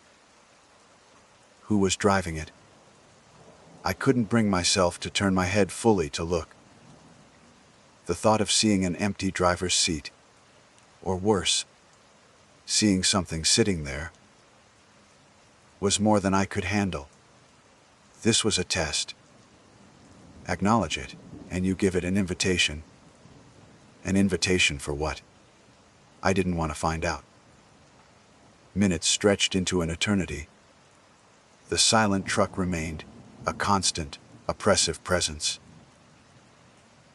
The urge to look in my mirrors became a physical torment. It was a primal need to see what was behind me, to understand the full scope of the threat. Was it alone? Was it the only one? The rules said what was behind me wasn't for me, that it didn't like being seen. Was this silent rig a distraction meant to make me look? The psychological pressure was immense. My mind, starved of information, started to fill in the blanks with horrors of its own making. I was sweating, my shirt sticking to the back of the air ride seat. My focus began to splinter. The road ahead, the silent truck beside me, the rules churning in my head. It was too much. And then, I made a mistake. It wasn't a conscious decision. It was a flicker of weakness, a momentary lapse in discipline. My eyes, desperate for any information, darted to the passenger side mirror for a fraction of a second. It wasn't a reflection. It was a window. The mirror did not show the dark highway behind my trailer. It showed a different place entirely. A desolate, gray landscape stretched out under a bruised, twilight sky that held no sun or moon. The ground was barren, cracked earth, and in the distance, skeletal trees clawed at the horizon. It was a dead world, a place of profound and utter stillness. This was a thin place, and I was looking straight through the veil. But the most terrifying part wasn't the alien landscape. It was the reflection of my own cab. In the mirror world, my passenger seat was no longer empty. A girl was sitting there. She wore a simple, old-fashioned white dress, stark against the gloom of the cab's interior. Her hair was dark and hung limp around her face. I couldn't see her features clearly, but I didn't need to. I knew, with a certainty that froze the marrow in my bones, who she was. Rule Quaint 6 say do not stop for hitchhikers, especially the girl in the white dress. I hadn't stopped. I hadn't picked anyone up. But by looking in the mirror, by peering into a place I was forbidden to see, I had somehow invited her in. As this realization crashed over me, the girl in the reflection slowly turned her head. Her face was a pale oval, and where her eyes should have been, there were only dark, empty sockets. She looked directly at me, not at my reflection, but at me. I ripped my gaze away from the mirror. A strangled cry caught in my throat. I snapped my head to my right, to the real passenger seat beside me. It was empty, but the air was different. The cab, my fortress, my sanctuary, suddenly felt violated. A pocket of intense cold hung in the space where she had been in the reflection. A cold so deep it felt like it was leaching the heat from my skin. I risked a glance out the driver's side window. The silent, lightless truck was gone. It had vanished as suddenly as it had appeared. The road was empty again. But I was no longer alone. The feeling of being watched was no longer outside the truck. It was inside, a palpable presence in the seat next to me. I hadn't picked up a hitchhiker, but I had looked where I shouldn't have. I had broken a rule, and something had crossed over. The air thickened, heavy with the scent of damp earth and something else. Something like decay. I gripped the steering wheel, my knuckles white, my eyes locked on the road ahead. I still had miles to go until sunrise, and the worst part of the thin highway was now inside the cab with me. The cab, my fortress of steel and glass, had been breached. Not by a physical intruder, but by something far worse, a violation of space and sanity. The passenger seat beside me was empty, yet it was occupied. A pocket of unnatural radiated from the vinyl, a chilling aura that the truck's heater couldn't touch. It was a cold that felt ancient and predatory. I could feel her there, the girl from the mirror. A silent passenger whose presence was a constant, screaming pressure against my mind. The air was thick with the faint, cloying smell of wet soil and something vaguely metallic, like old blood. My sanctuary had become a cage, and I was locked inside with a ghost. I kept my eyes glued to the road, my knuckles white on the steering wheel. The temptation to glance at the passenger seat, to confirm the emptiness that my eyes could see, but my soul couldn't accept, was a physical itch. But I resisted. I had already broken one rule by looking in the mirror. I couldn't afford another lapse in discipline. The consequences, I now understood, were not just stories. They were real. The CB radio crackled again, shattering the tense silence. It wasn't the insect like clicking from before. This was a woman's voice, laced with panic and choked with sobs. "Mayday, mayday, is anyone out there? My car, it broke down. I can see your lights. Please, I have a child with me. He's sick. Please, you have to help us." The voice was distorted by static, but the raw terror in it was unmistakable. It was a sound that would make any decent person stop. My foot instinctively eased toward the brake. A woman and a sick child, stranded in this godforsaken wasteland. But then I heard it. Underneath the sobs, a faint, discordant harmony. A second voice, whispering the same words in perfect, chilling unison. Rule way 4A. You will hear voices on the CB radio. Some will ask for help. Do not respond. You are alone out here. My blood turned to ice. It was a trap. A sophisticated, cruel trap designed to prey on the most basic human decency. I pressed my foot back down on the accelerator, the engine groaning as I pushed the speed back up to a steady 65. The woman's pleas grew more frantic, more desperate, her voice rising to a shriek that clawed at the inside of my skull. "Don't leave us!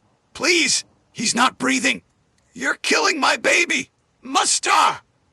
The word echoed in the cab, followed by a burst of static so loud it made the speakers pop.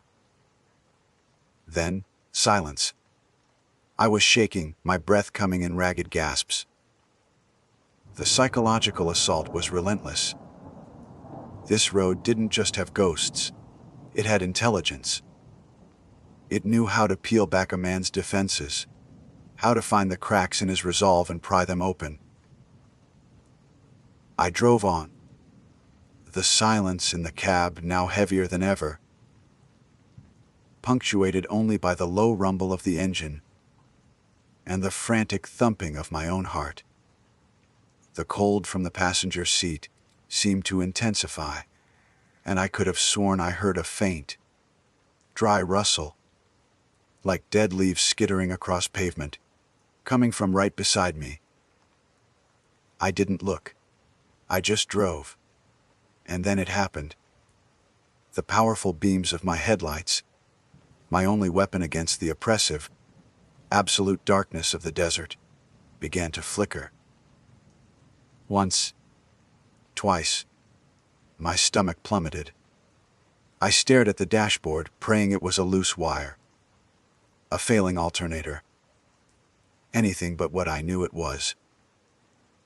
But the lights flickered again, more violently this time, before dying completely, plunging me into a blackness so total it felt like I'd been swallowed.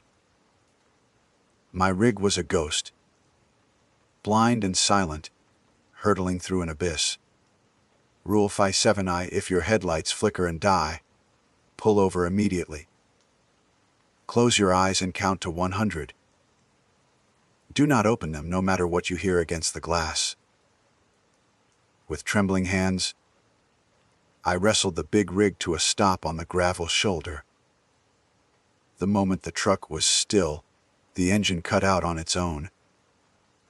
The sudden, profound silence was more terrifying than any noise. There was no wind, no hum of electricity, nothing.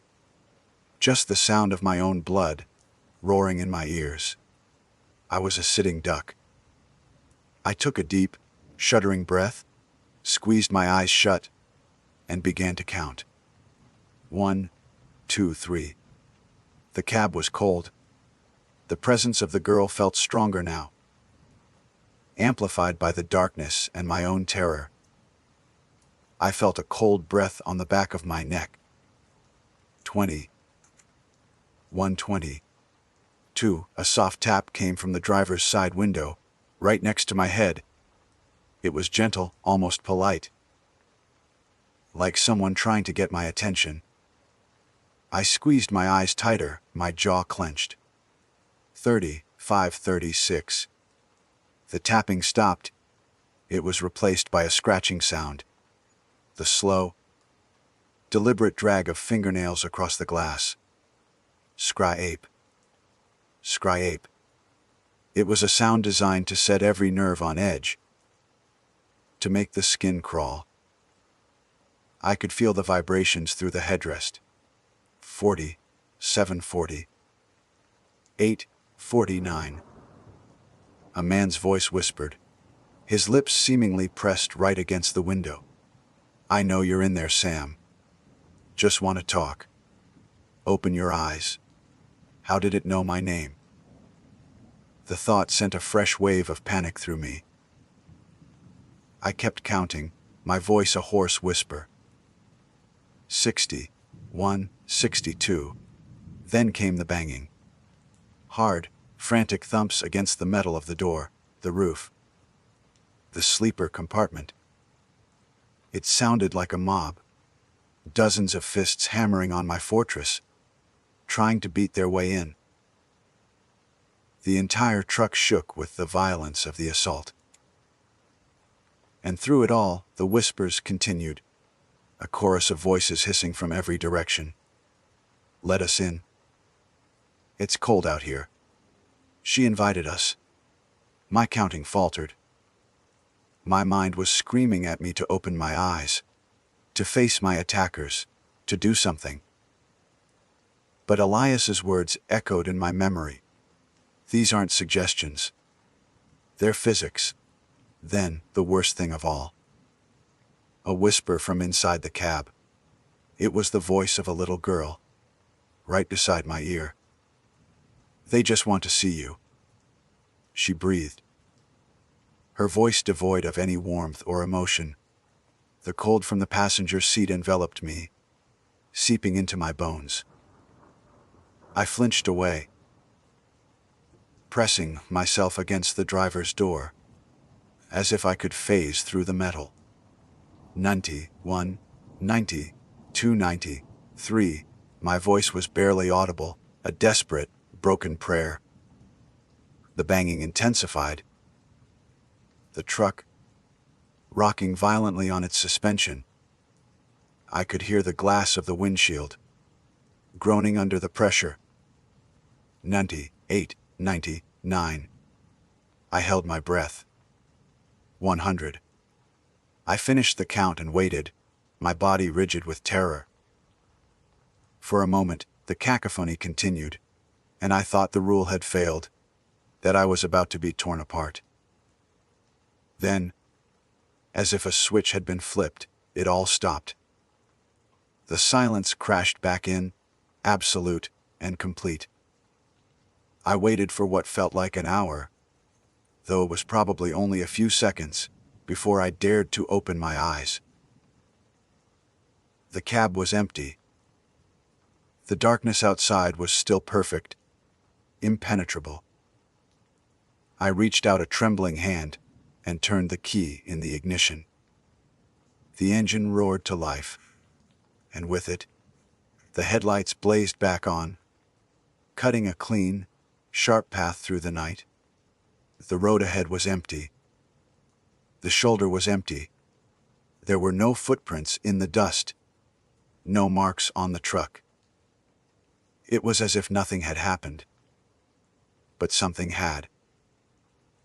I was no longer just a driver passing through a haunted place. I had paid a toll. I had let something in, and I had endured its test. The cold in the passenger seat remained, a permanent stain on my world. I put the truck in gear and pulled back onto the highway, my body soaked in a cold sweat. My mind fractured. A few miles later, a green sign glowed in my headlights, Mile 78. The mirror zone was over. I was allowed to look again. But the thought of glancing into that polished rectangle of glass, of seeing what might be reflected in the seat beside me now, filled me with a horror so profound, it almost made me stop the truck again. I had survived the test, but the journey wasn't over. And I knew, with a chilling certainty, that the worst was yet to come. Passing mile marker 78 didn't bring the relief I had desperately craved.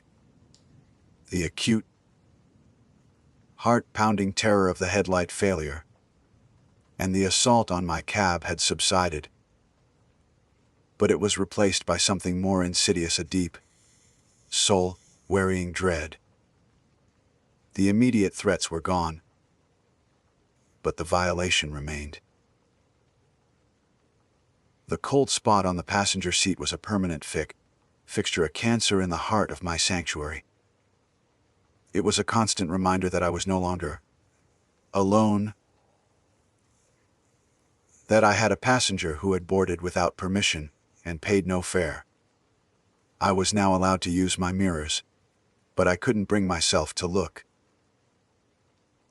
The memory of that gray, dead world and the girl with empty sockets for eyes was burned onto the inside of my eyelids.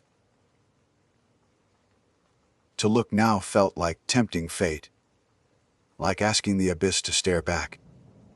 So I drove on, my eyes fixed forward. My world shrunk to the twin beams of my headlights and the suffocating confines of the cab. The miles rolled by in a blur of asphalt and oppressive darkness. The presence beside me was silent, but its silence was loud. It was the silence of the grave, heavy and absolute. I was a long-haul trucker, a profession defined by solitude. But this was a new kind of loneliness. The loneliness of being trapped with something that was not human, a chilling intimacy with the unknown. The eastern sky began to bleed from black to a bruised, deep purple. Dawn was coming. Rule A1. End it before sunrise. A new kind of urgency gripped me. This wasn't about a delivery deadline anymore. It was about survival. The rising sun felt less like a promise of safety and more like a closing gate. I had to be off this road, out of this thin place, before the veil between worlds solidified, trapping me on the wrong side. My hands were slick with sweat on the wheel, my body running on pure adrenaline and the dregs of caffeine. I finally saw it in the distance. The faint, welcoming glow of highway lights, the familiar green of an interstate sign. The exit was just ahead. Freedom. As I guided the rig onto the off-ramp, the transition was jarring. The two-lane blacktop of the thin highway gave way to the smooth, wide expanse of the interstate. The oppressive silence was broken by the distant hum of other trucks, the sounds of the living world. It was like surfacing after being held underwater for too long. I took a gasping breath, the air in my lungs feeling sharp and real. Then I remembered the final rules. Rule 5: before you exit the highway at dawn, pat the dash and thank her for the safe passage. Gratitude is a form of payment. My hand, trembling uncontrollably, reached out and patted the dashboard of my Peterbilt. The plastic was cool and solid beneath my palm. It was a real, tangible object in a world that had lost all sense of reality. Thank you, I whispered, my voice a dry crackle. Thank you for the safe passage. It was a trucker superstition, something the old-timers did, but this felt different. This was a ritual, a payment. As the words left my lips, the profound, unnatural cold that had been anchored to the passenger seat for hours simply dissolved. The oppressive weight in the cab lifted. The faint smell of damp earth vanished. I was alone again, truly alone. The relief was so sudden, so absolute, that it almost brought me to my knees. The girl was gone. I had paid the toll. I pulled into the first brightly lit, sterile-looking truck stop I saw, the rising sun casting long shadows across the parking lot. I killed the engine, and the silence that followed was my own. It was beautiful.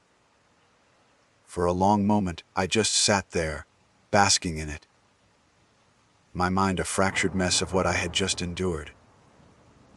I needed to get out. I needed to feel solid ground under my feet. I opened the door and stepped out of the cab, my legs unsteady. The morning air was cool and smelled of diesel fumes and dew, damp asphalt. The familiar, comforting smells of my world. I had survived. But as I stood there, a strange feeling washed over me. I remembered the last rule on the card, the one that had made no sense at the time. Rule 11, the road always needs a watcher. I looked back at my truck, then at my own hands. They looked older, the skin more wrinkled, the knuckles more pronounced. I stumbled into the truck stop's restroom and stared at my reflection in the grimy mirror. The face that stared back was not the one I knew. It was gaunt, hollowed out. My eyes, once clear, were now shadowed, haunted, holding a permanent exhaustion that had nothing to do with a single sleepless night. They were Elias's eyes. The realization hit me with the force of a physical blow. The journey hadn't been a delivery run. It had been a test, an audition, a handover. Elias hadn't just been warning me. He had been choosing his replacement. He had seen the same stubborn pride in me that had once led him down that road, and he had passed the burden on. I splashed cold water on my face, but I couldn't wash away the image in the mirror. I was marked, changed. I had traveled through a liminal space, a threshold between worlds, and I had not come back whole. I had left a part of myself back on that highway, and I had brought a piece of it back with me. I walked out of the restroom and into the diner section of the truck stop, moving like a man in a dream. I ordered a coffee I didn't want and sat down in a booth, my mind reeling. I was free of the road, but the road was not free of me. That's when I saw him. A young driver, no older than 25, sat in a booth across the room. He was brimming with the kind of cocky confidence that only inexperience can give. He had a tablet out, tracing a route with his finger. A shortcut. I could see the name of the highway on his screen, a thin, forgotten line cutting through the desert. A cold, grim certainty settled over me. I knew what I had to do. The road always needs a watcher. It was a law of that place, its own kind of physics. A law I was now bound to enforce. I reached into my shirt pocket. The laminated card was still there, its edges worn, its surface stained. It felt heavier now, like a judgment. I stood up, my joints aching with a wariness that felt ancient, and walked over to the young driver's table. He looked up, annoyed at the interruption. I leaned in, and the voice that came out of my mouth was not my own. It was a dry, tired rasp, the voice of a ghost. "You're not thinking of running that road tonight, are you, Hand?" The cycle had begun again, and I was its new, unwilling gatekeeper. My name is Dr. Alastair Finch, and until recently, I considered myself a man of science, of tangible evidence and rational explanations. I hold a doctorate in marine biology, a field that, while often presenting nature's more peculiar wonders, rarely delves into the realm of the truly inexplicable, the kind of unsettling mystery that gnaws at the edges of sanity. My work has always been grounded in observation, in the meticulous collection of data, and the calm, objective analysis of facts. What I am about to recount, however, challenges every tenet of my lifelong dedication to logic. It has shaken the very foundations of my understanding of the world, and indeed of reality itself. My annual sabbatical often takes me to remote coastlines, seeking solace from the bustling academic world and an opportunity for uninterrupted fieldwork. This year, I chose a secluded stretch of coastline in the Pacific Northwest, a place renowned for its rugged beauty, its tempestuous weather, and its profound isolation. It was here, amidst the relentless rhythm of the tide and the mournful cries of unseen gulls, that my carefully constructed world began to unravel. The day of the discovery was unremarkable, at least initially. A thick, gray mist clung to the shoreline, a common occurrence in this region, blurring the distinction between sea and sky. The air was damp and heavy with the scent of salt and decaying kelp. I was meticulously cataloging tidal pool specimens, my focus narrowed to the tiny, resilient creatures that thrived in that harsh intertidal zone. When my boot struck something solid, yet yielding, half buried in the wet sand. It was not a piece of driftwood, Nor was it one of the ubiquitous plastic containers that tragically litter even the most remote beaches. Brushing away the clinging sand and seaweed, I uncovered a book. It was a journal, or so it appeared, of a rather anachronistic design. The cover was made of a dark, heavily weathered leather, almost black in its current state, and it was bound with what looked like tarnished brass clasps. The material was waterlogged and swollen, the edges softened and frayed by its time in the sea. There were no markings on the cover, no title, no indication of its owner or origin. It felt strangely heavy in my hands, imbued with a certain solemnity, as if it held secrets best left undisturbed. My initial thoughts were practical, tinged with a professional curiosity. Perhaps it belonged to a fellow researcher, lost in a storm. Or maybe a tourist, a casualty of a capsized boat. I considered the possibility of it containing information that could lead to its owner. In a more somber scenario, to their next of kin. The ethical imperative to try and return lost property, especially something as personal as a journal, weighed upon me. I carried it back to the small, rented cabin that served as my temporary home and laboratory. The cabin was rustic, powered by a generator, and its isolation, previously a comfort, now seemed to amplify the journal's unsettling presence. I laid it on the rough, hewn wooden table, the damp leather staining the surface. For a long while, I simply looked at it. The clasps were stiff, corroded by salt water. It took some effort and the careful use of my multi-tool to pry them open. They yielded with a reluctant groan, like a coffin lid being disturbed after a long slumber. The pages within were made of a thick, high-quality paper, yellowed and water-stained, especially around the edges. Miraculously, much of the ink, a faded, sepia-toned script, remained legible, though some passages were hopelessly blurred into abstract patterns by the seawater.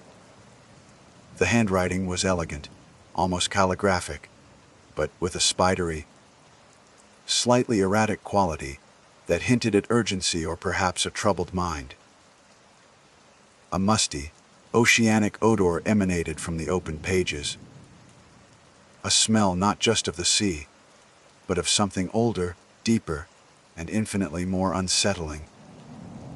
It was a scent that seemed to carry a whisper of profound loneliness and an unnamed dread. My intention was to skim through, to find a name, an address, any clue to its provenance. But as I began to read, that detached, professional curiosity quickly gave way to a far more personal and disturbing fascination. The initial entries were mundane, almost disappointingly so. They detailed the weather, observations of seabirds, the mundane routines of someone seemingly on a solitary sea voyage. The author, whose name was not immediately apparent, wrote with a certain poetic flair, but the content was unremarkable. October 12th. One of the first legible entries began. The sea remains a mirror of gray today, reflecting the sky's somber mood. Provisions are holding well. The solitude, while vast, is not yet a burden. I find a certain peace in the endless horizon, a sense of being untethered from the world's clamor. I read on, my dinner forgotten, the generator humming its lonely tune outside. The entries were not dated by year, only by month and day, making it impossible to gauge how old the journal truly was. As I progressed, the tone began to shift, subtly at first, then with increasing alarm. The writer's observations of the sea became less about its beauty and more about its perceived emptiness, its vast indifference. October 19th. Another entry read, "The silence out here is changing. It is no longer peaceful. It feels watchful." I dismiss it as fancy, the product of too much solitude, but the feeling persists. Sometimes I imagine I hear whispers on the wind, just at the edge of hearing, too faint to discern words, but laden with a sorrow that chills me to the bone. A shiver traced its way down my spine, despite the warmth of the small wood burning stove in the corner of the cabin. I told myself it was the evocative writing, the power of suggestion. I was a scientist after all. Whispers on the wind were simply that wind. But the entries grew stranger still. October 25th. I saw something in the water today.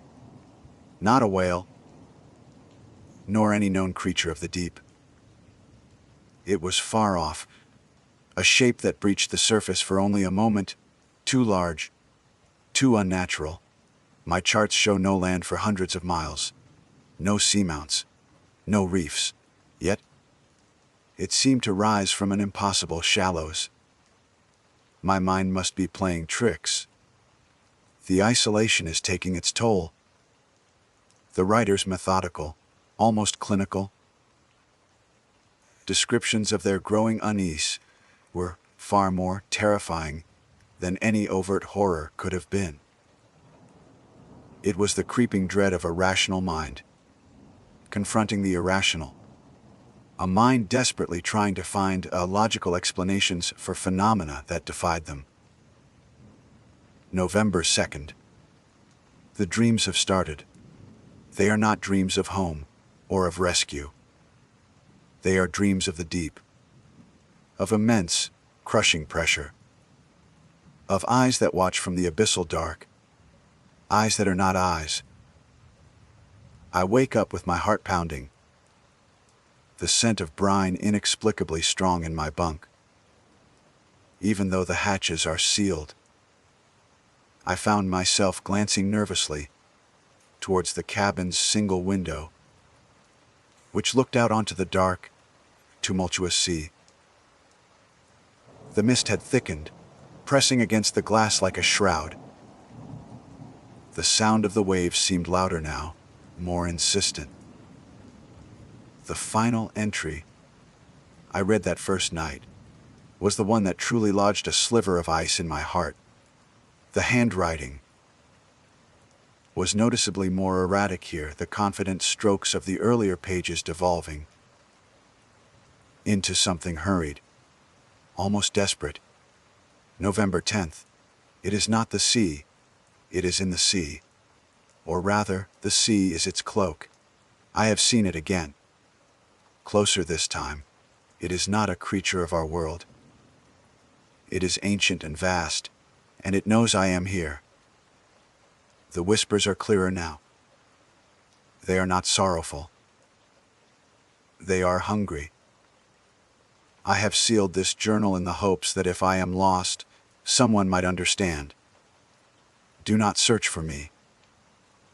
And if you value your sanity, do not search for what I have found. Some doors are best left unopened. Some depths are best left unplumbed. Below this, the page was stained with a large, irregular blotch. The ink, blurred, beyond recognition, as if a significant amount of water had suddenly drenched the book at that very moment. Or perhaps something else. I closed the journal, my hand trembling slightly. The cabin, my sanctuary of solitude, now felt like a fragile outpost on the edge of abyss. The scientific objectivity I prided myself on was being eroded by a primal fear, a sense of having stumbled upon a truth that humanity was perhaps not meant to know. The journal lay on the table, a sodden, leather-bound Pandora's box. I knew, with a certainty that chilled me far more than the damp night air, that I would not sleep easily tonight. And I knew, despite the author's desperate warning, that I would have to read on. The need to understand, to uncover the rest of this terrifying narrative, had already taken root, a dark seed planted in the fertile ground of my horrified curiosity. The nightmares, I suspected, were only just beginning. The hours that followed my initial reading of the journal were fraught with an oppressive disquiet. Sleep, when it finally came, was a shallow, restless affair, punctuated by fragmented images of churning black water and whispers that seemed to echo the journal writer's dread. I awoke before dawn, the gray light seeping into the cabin like an unwelcome specter. The journal lay where I had left it, its presence on the table a silent, malevolent accusation. My scientific training urged me to dismiss its contents as the ramblings of a disturbed individual, a mind unhinged by prolonged isolation, hallucinations, paranoia. These were well-documented consequences of sensory deprivation and extreme solitude at sea.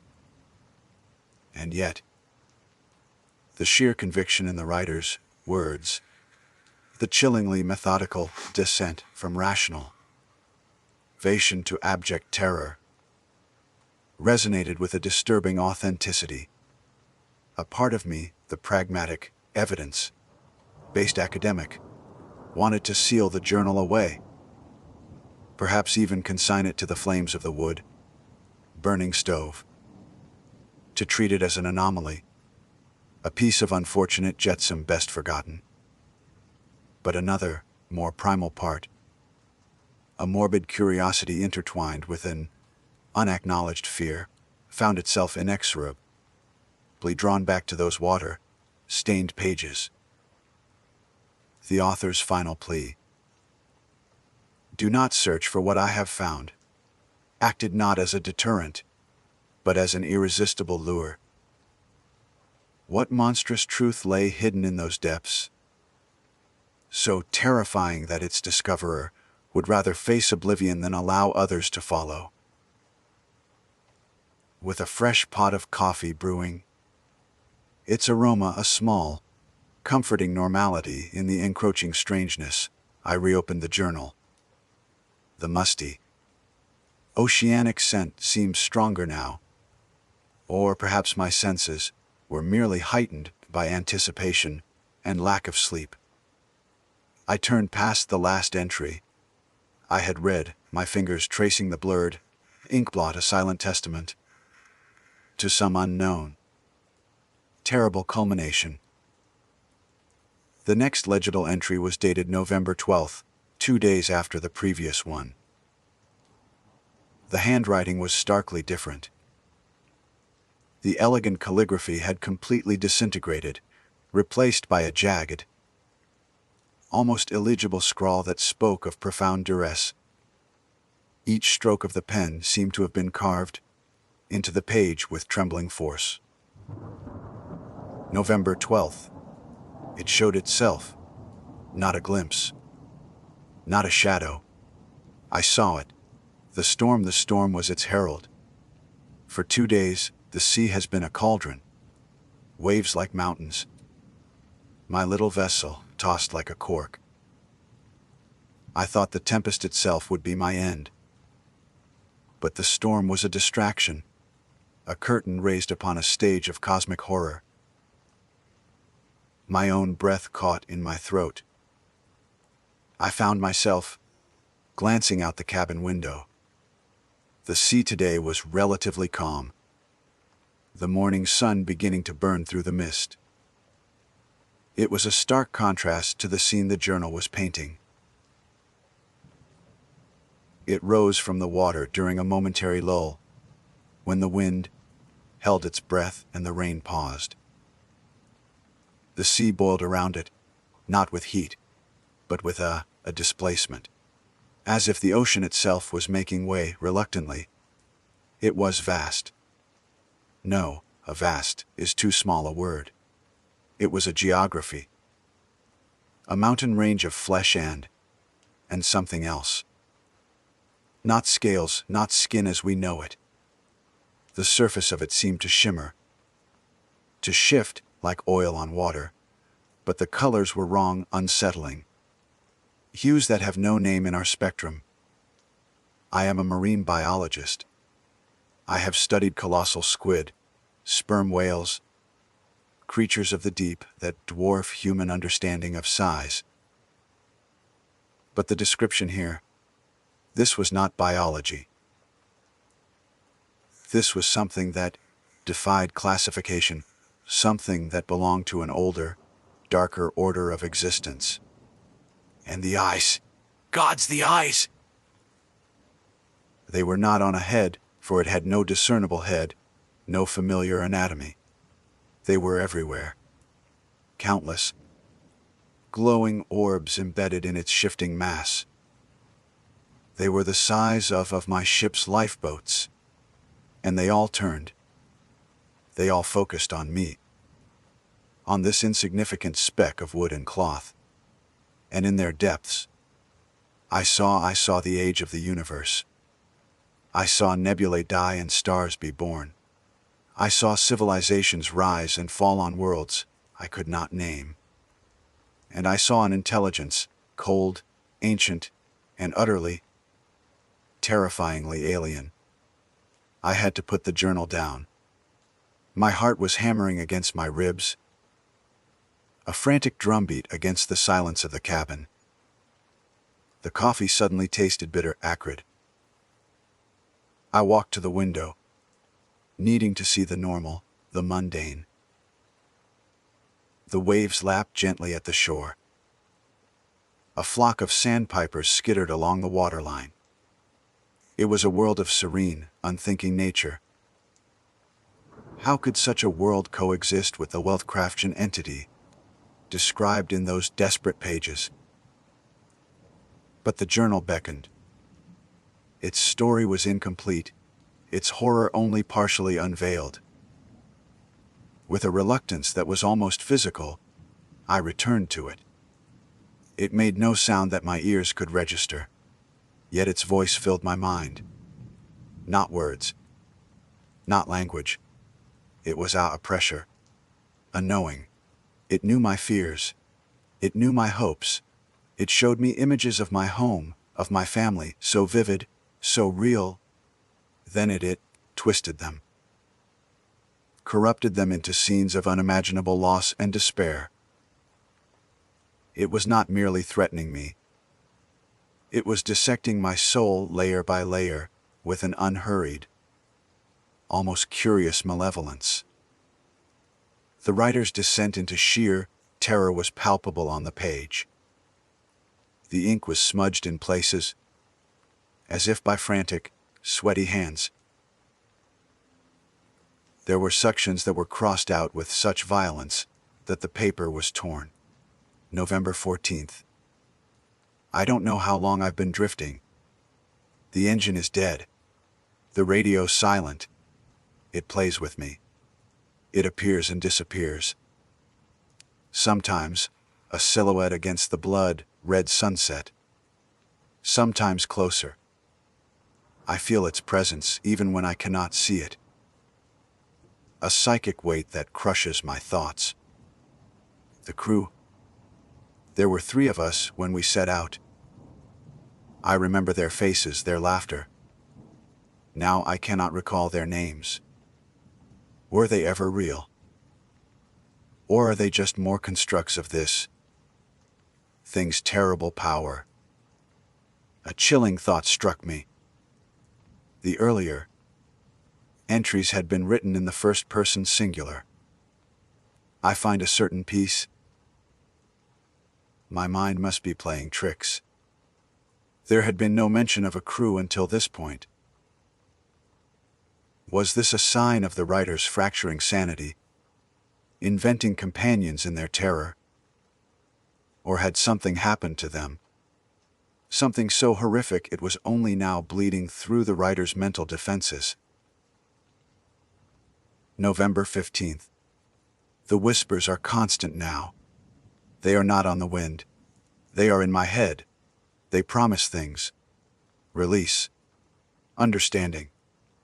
They say it is the guardian of a gate. A gate to other places. Other realities. They say it is ancient beyond reckoning. Older than the stars. They say it is lonely. Can something so vast, so powerful, be lonely? The thought is almost more terrifying than its hunger. The concept of a lonely, cosmic entity was a new, unsettling dimension to the horror. It painted a picture not just of a monster, but of a sentient being with motivations, however alien and incomprehensible. November 16th. I found something today. Adrift. A small, wooden crate, sealed with tar. It must have come from another vessel, lost long ago. Inside charts. But not of any ocean I know. They depict coastlines that twist in impossible geometries. Stars in unfamiliar constellations. And in the center of one chart, a symbol, a spiral with too many turns, coiling inwards to a point of utter blackness. The writer had attempted to sketch the symbol. It was a crude, shaky drawing. But there was a hypnotic quality to it, a sense of an infinitely receding depth that made my eyes ache to look at it for too long. I felt a sudden, inexplicable urge to replicate it, to trace its unsettling curves on a notepad I used for my own fieldwork. I resisted, a cold knot of apprehension tightening in my stomach. The whispers say the chart is a key. They say the island, the impossible island I saw, it is not always there. It shifts. It moves between the folds of what we perceive as reality. They say the symbol will guide me. Guide me to what? To it. To the gate. Or to madness. The entries were becoming shorter, more fragmented. The writer's battle to maintain coherence was evident. November 18th. Food is low. Water nearly gone. It doesn't matter. The hunger I feel is not for earthly sustenance. I see it even when I close my eyes. Its form imprinted on the inside of my eyelids. The eyes, always the eyes. They know. They understand. Perhaps it is not an enemy. Perhaps it is salvation. A way out of this small, fragile existence.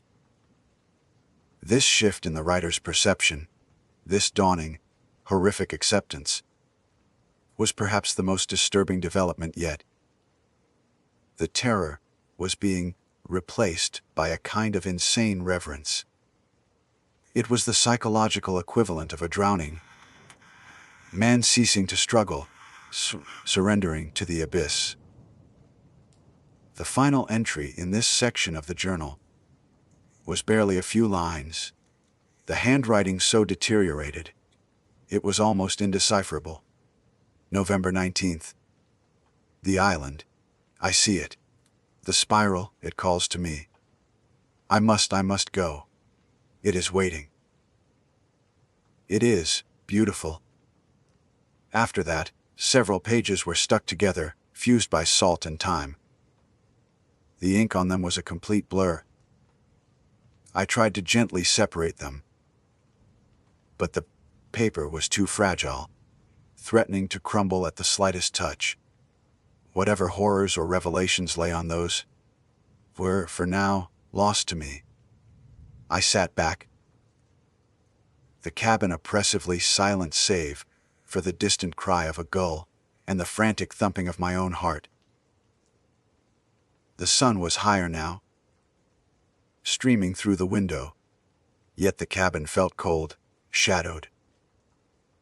The journal had taken me on a journey into a mind unraveling, into a cosmos teeming with an ancient, malevolent intelligence. My scientific skepticism was not just eroded, it was shattered, replaced by a nascent, terrifying belief. The world outside, the world of observable phenomena and rational explanations, suddenly felt like a thin veneer, a fragile illusion stretched precariously over an abyss of unimaginable horrors. The question was no longer whether the journal was a work of fiction or a madman's ravings. The question, the one that now burned in my mind with an intensity that bordered on obsession, was what lay on those fused pages. And, more terrifyingly, had the writer reached their beautiful island? And what had they found there? I knew, with a chilling certainty, that my sabbatical was over. My research had taken an unforeseen, terrifying new direction. The journal was no longer just an object of curiosity. It was a map, and I felt an undeniable, dreadful compulsion to follow it, regardless of where it might lead. The remainder of my sabbatical was consumed by the journal. It no longer lay on the table. I had sealed it within a specimen bag, as if that could somehow contain its insidious influence. It was a futile gesture. The journal's contents had embedded themselves in my psyche, twisting my dreams into nightmarish dioramas of black, churning seas and eyes that stared from abyssal depths. The solitude I had once sought was now a fragile thing, threatened by a knowledge I desperately wished I had never unearthed. My attempts to return to my routine fieldwork were fruitless. The small marine organisms I had studied with such dedication now seemed insignificant. Trivial details in a world far vaster and more terrifying than I had ever conceived. The scientist in me warred with a rising dread, scrabbling for rational explanations for the journalist's tale. A hallucinogenic mold, perhaps, thriving in the damp confines of a decaying vessel, or a severe psychotic episode triggered by profound isolation. Yet, no matter how I reasoned, I could not shake the chilling conviction in the writer's words. The spiral symbol, the one the journalist had sketched before the entries became indecipherable, haunted me. I found myself doodling it compulsively in the margins of my field notebooks, its tortuous curves seeming to draw the eye inward, creating a faint sense of vertigo, as if peering into a bottomless chasm. It was a symbol that appeared in no maritime or archaeological lexicon I knew. It felt unnervingly ancient and palpably malevolent. The decision, when it came, was not a moment of dramatic revelation, but a slow surrender to a gnawing obsession. I could not simply walk away. I could not return to my ordinary academic life with this mystery hanging over me, unresolved. The journal was no longer just a piece of flotsam. It had become a key, a challenge to the very reality I had always accepted without question. I cut my sabbatical short, citing ill health to the university, a reason not far from the truth. The psychological toll of the journal was beginning to manifest physically. I was thinner, my eyes were shadowed, and a constant, low-level paranoia had become my companion. My colleagues, I'm sure, noticed the change, but I dared not confide the true reason. They would think me mad. Perhaps I was. My first act upon returning to my university office, a sanctuary of books and marine specimens, was to attempt the separation of the journal's fused pages. I worked with meticulous care, employing tools normally reserved for the most delicate dissections. The process was painstaking, lasting hours, each slowly revealed surface causing my heart to thrum with a mixture of anticipation and dread. Unfortunately, the salt water had done its work too well. Only fragmented words and phrases remained legible. O architecture not of this earth, a song that bends the mind. They do not die. And, most chillingly, a crude sketch of what appeared to be a section of the island the journal writer had described: a black, unnaturally twisted spire, monolithic and malevolent, soaring into a dark, roiling sky. Even as a rough drawing, it conveyed a sense of terrifying scale and antiquity. My next focus was the chart the writer claimed to have found in the drifting crate. I scrutinized the details of the spiral symbol again, the descriptions of unfamiliar constellations and warped coastlines. As a marine biologist, I had a working knowledge of ocean currents and drift patterns. I began feeding the data from the journal, the writer's last known approximate position, before their communication ceased, descriptions of the violent weather, however, and the estimated time the journal might been adrift into sophisticated computer models. The results were both startling and deeply unsettling. The models pointed to a remote region of the South Pacific, an area notorious for unpredictable storms and a long history of mysterious maritime disappearances. It was a patch of ocean rarely traversed by commercial shipping lanes and largely unexplored by scientific expeditions. Current nautical charts showed only open ocean, no islands, no reefs, nothing to indicate any anomaly.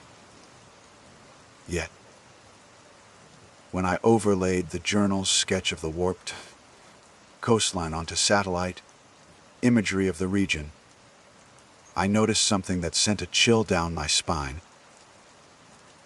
On certain high-resolution satellite passes, taken during rare windows of clear weather, there was a faintness, a submerged shadow, its shaping consistent with known undersea geology. It was ephemeral, indistinct, yet chillingly reminiscent of the distorted outlines in the journal's drawing. As if the island existed, but predominantly beneath the waves. Or perhaps, as the journal suggested, it appeared and disappeared. I began researching the myths and folklore of the island chains closest to the indicated region. In archaic oral traditions, passed down through generations, there were mentions of phantom islands, or moving islands, that would appear to unfortunate mariners only to lead them to ruin or madness. These tales often spoke of alluring songs or whispers, and of terrible beings that inhabited these ephemeral lands. Academics had largely dismissed these as mere legends, but with the journal in my hands, they took on the grim resonance of warnings. I made discreet inquiries with a colleague, Dr. Amelia Van Horn, a marine geologist specializing in unusual bathymetric features. I didn't reveal the journal, merely asked about the possibility of unmapped, significant undersea structures in that particular region.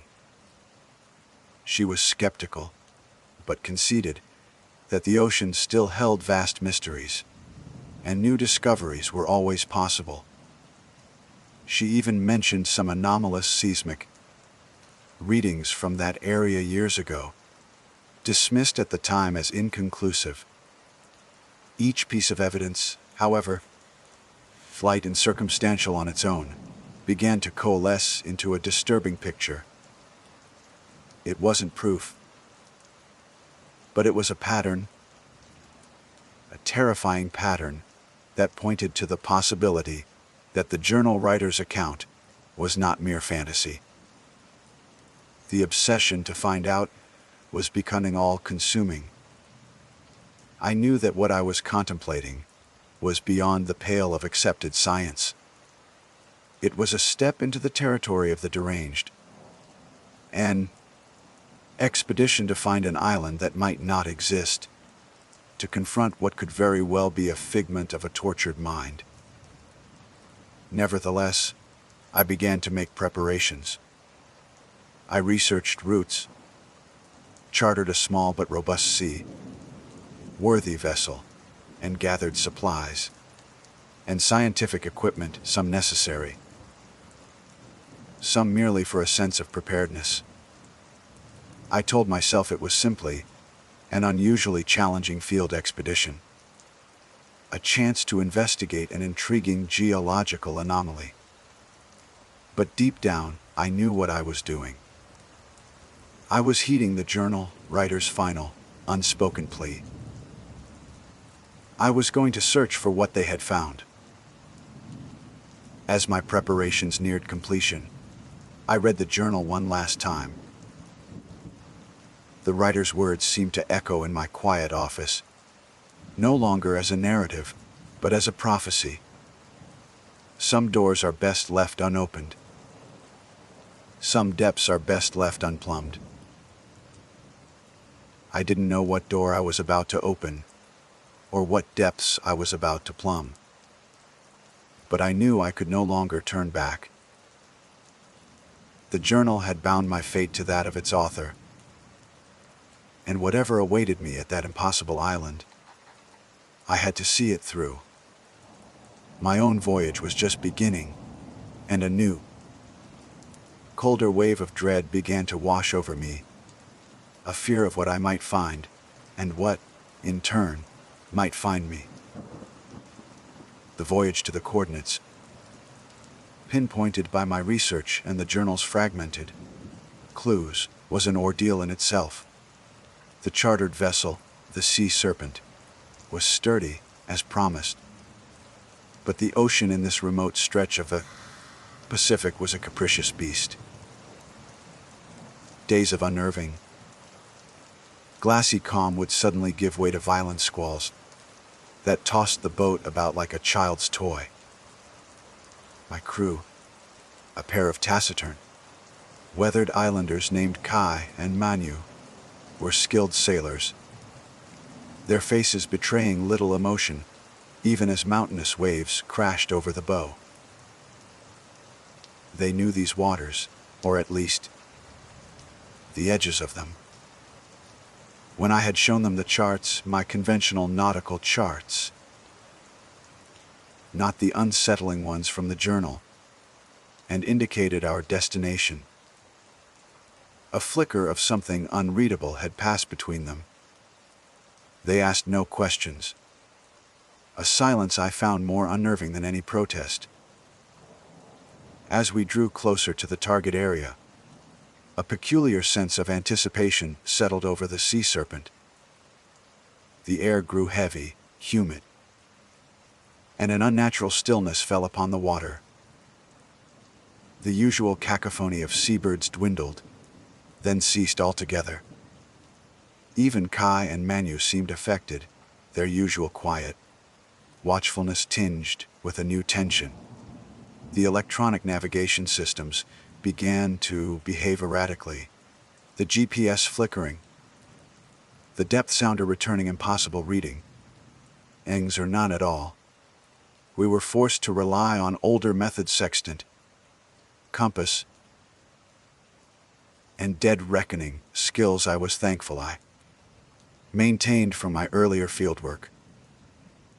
It was on the 5th day in the target zone, under a bruised, purple sky that threatened a storm yet held its breath, that Manu, his voice a low rumble, pointed to the horizon. "Land," he said, though the word seemed inadequate. It was not land as I knew it.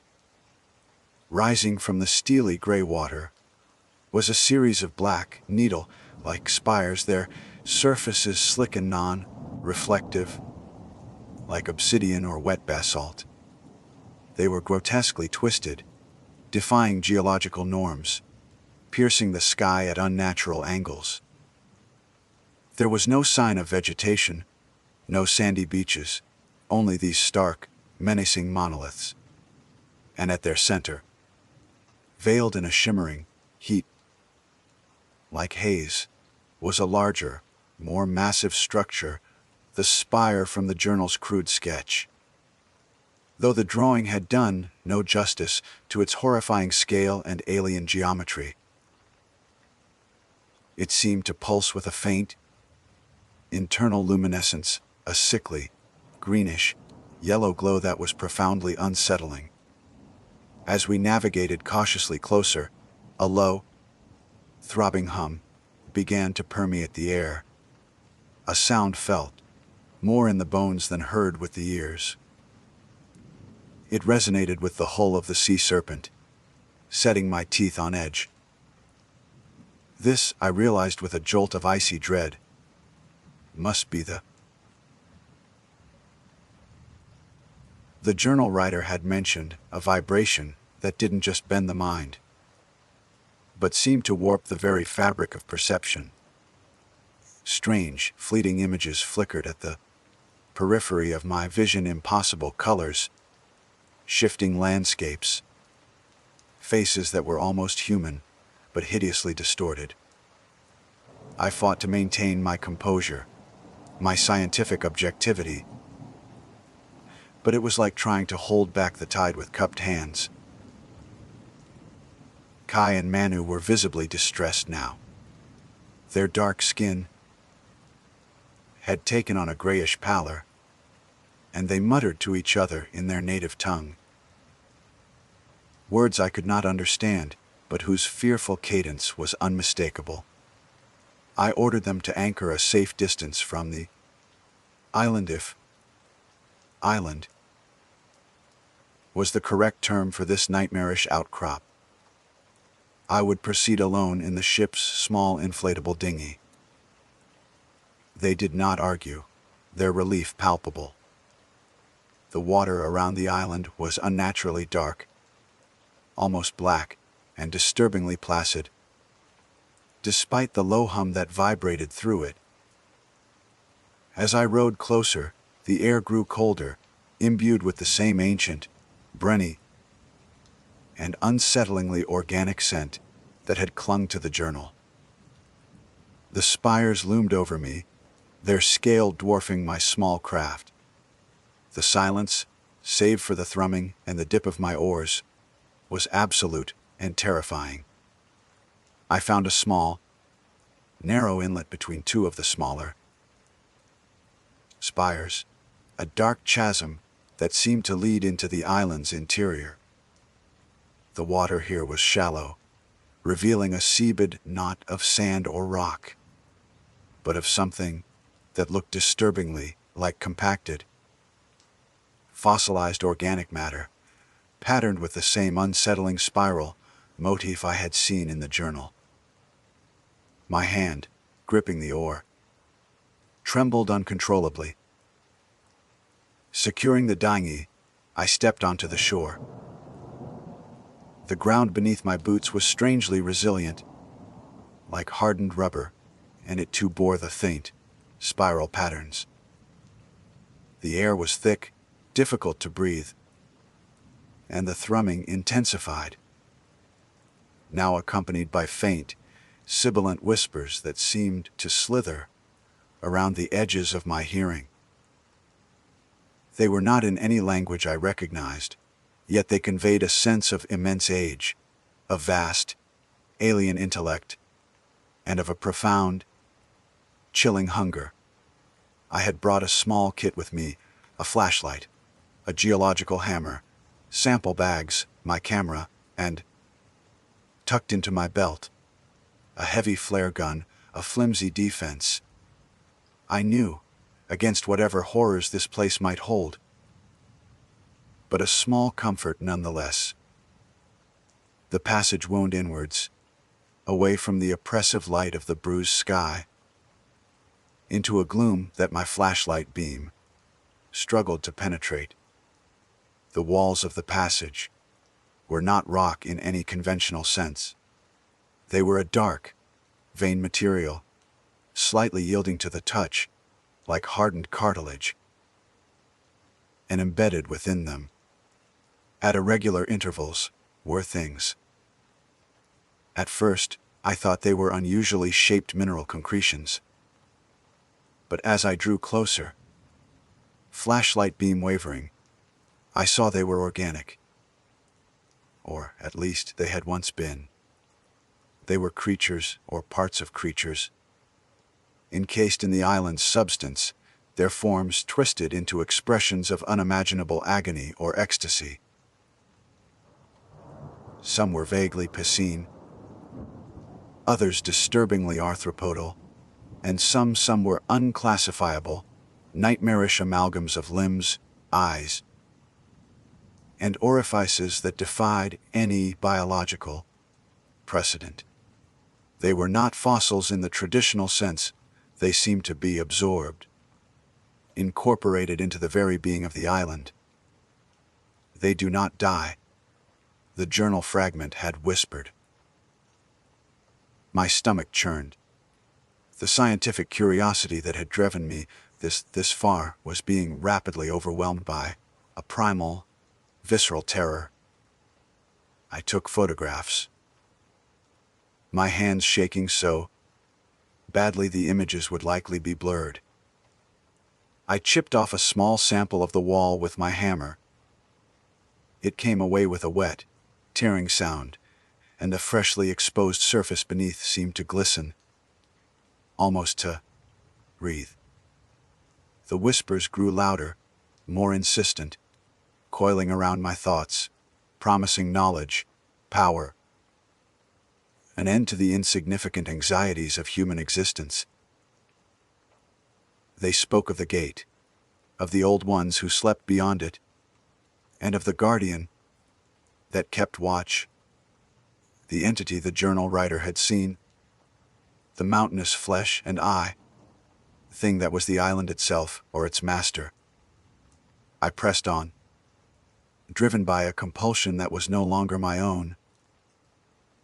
The passage opened into a vast, cavernous chamber, dimly illuminated by the same sickly greenish, yellow light that emanated from the central spire, which I could now see towered above, its peak lost in the oppressive darkness of the cavern roof.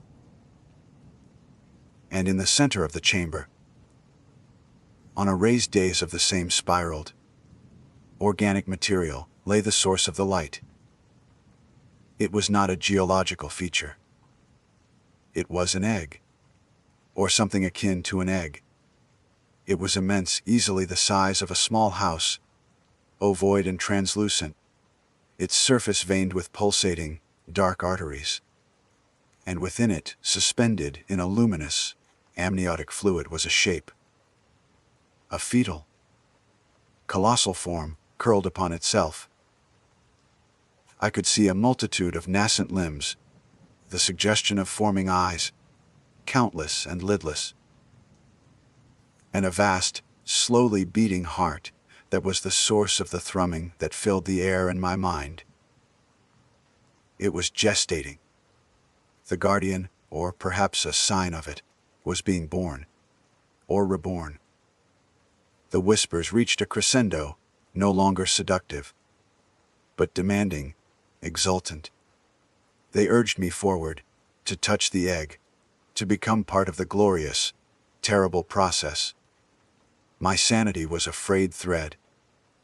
I could feel my will dissolving, my identity being subsumed by the overwhelming, psychic presence of this place, this entity. It was then, as I took a stumbling step forward, that my foot struck something. I looked down. It was a skeleton. Human. Clad in the tattered remnants of what looked like an old-fashioned oilskin coat. And clutched in its bony fingers was a small, leather-bound water-stained journal. The shock of recognition, so potent, so absolute, was like a physical blow. It was him. The writer. He had reached his beautiful island. He had come to this very chamber. And he had become another offering. Another absorbed piece of the island's horrific tapestry.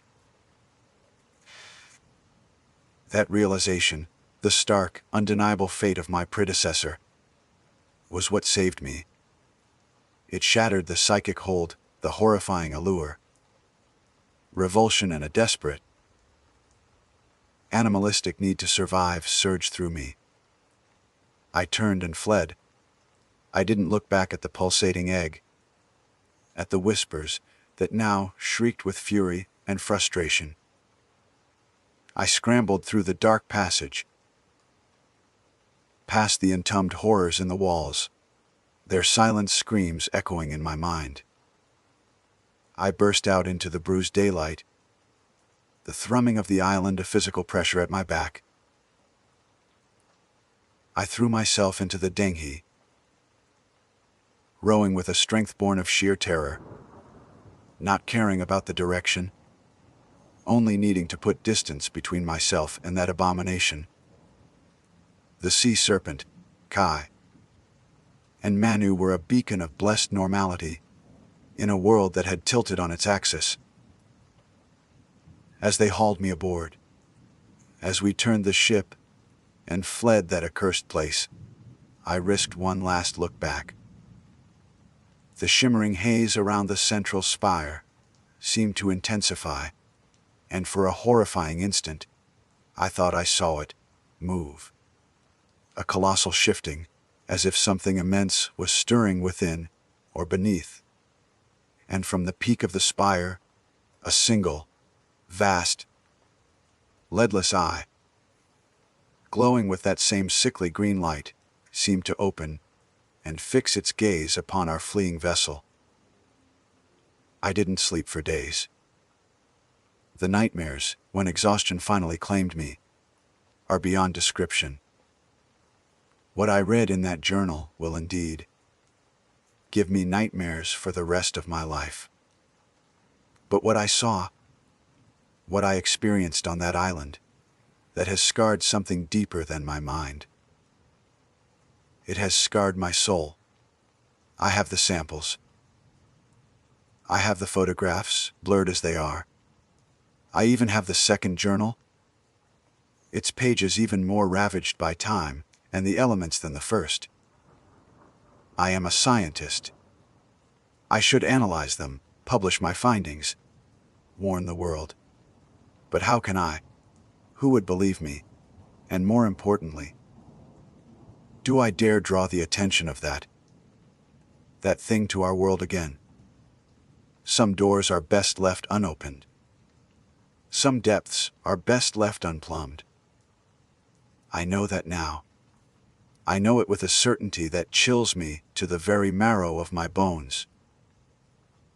And I know that somewhere, in the remote vastness of the South Pacific, an island of impossible geometry and unspeakable horror waits, and an ancient, malevolent intelligence slumbers, gestates, and perhaps watches.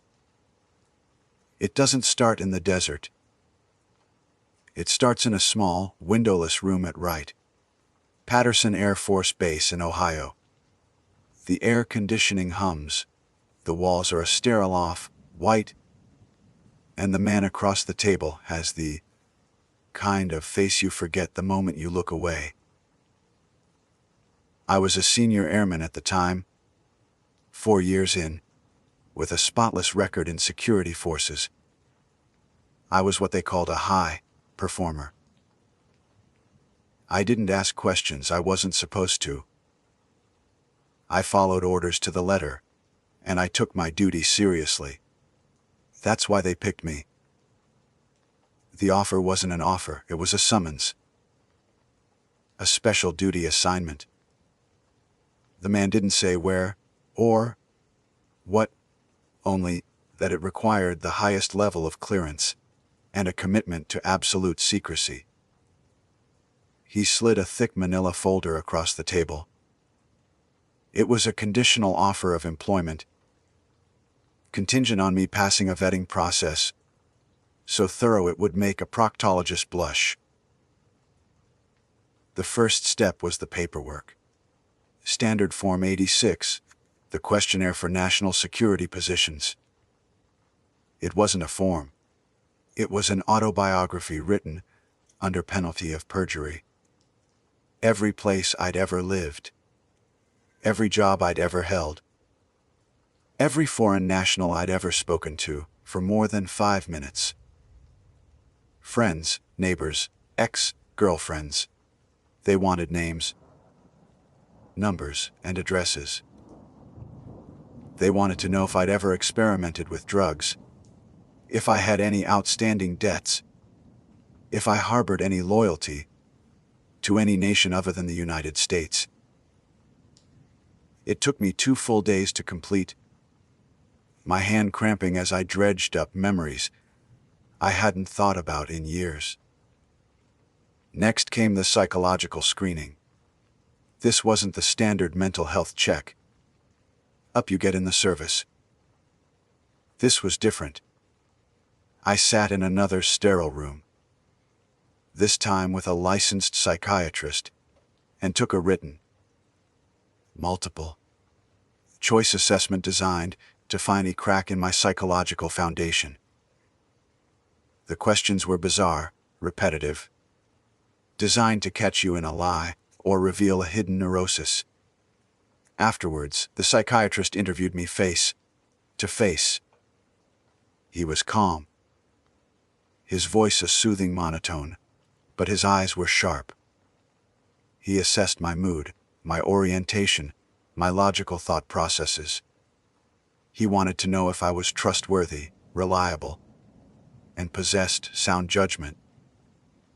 He asked about my childhood, my relationship with my parents, how I handled stress.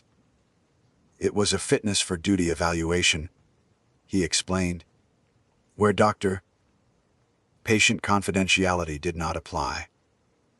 He wasn't there to help me, he was there to dissect me. I learned later that the process was designed to identify individuals who trusted the system, who followed the chain of command without question. They weren't looking for cowboys, they were looking for cogs. Perfect, reliable cogs for a machine I couldn't yet see. Finally, there was the polygraph. They strapped me to a chair, attached sensors to my chest and fingers, and asked me questions for 3 hours. Had I ever committed a serious crime? Had I ever falsified information on a government form? Had I ever been involved in espionage or terrorism? The needle on the machine scratched a nervous line on the paper, recording every jump in my pulse, every bead of sweat on my brow. When it was all over, weeks later, I was brought into one last room. This time, it was just a mountain of non-disclosure agreements. I signed my life away, acknowledging that availing anything I was about to see, hear, or do would result in consequences up to and including life imprisonment. I was no longer just Michael Turner. I was a guardian of secrets. My first trip to the ranch was surreal. We didn't drive. We flew from a restricted, unmarked terminal at McCarran International Airport in Las Vegas The airline is colloquially known as Janet, and its planes are simple white 737s with a single red stripe down the side. No logos, no branding. We boarded before sunrise, a silent group of men and women. Guards, engineers, scientists, janitors, all with the same blank, professional expressions. We flew over 100 miles into the barren heart of the Nevada desert, into airspace so restricted that even other military pilots are warned away on threat of disciplinary action. When we landed at Groom Lake, what struck me most was the profound sense of anticlimax.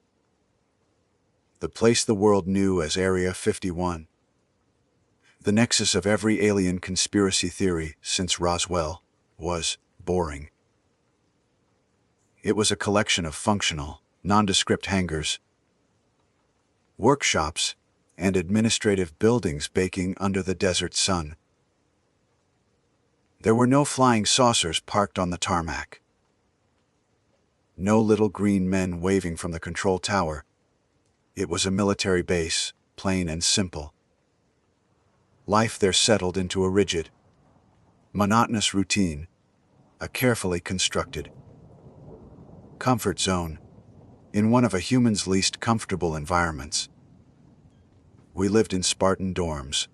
Some guys shared a room, but I was senior enough to get a small, private room with a bathroom I shared with the guy next door.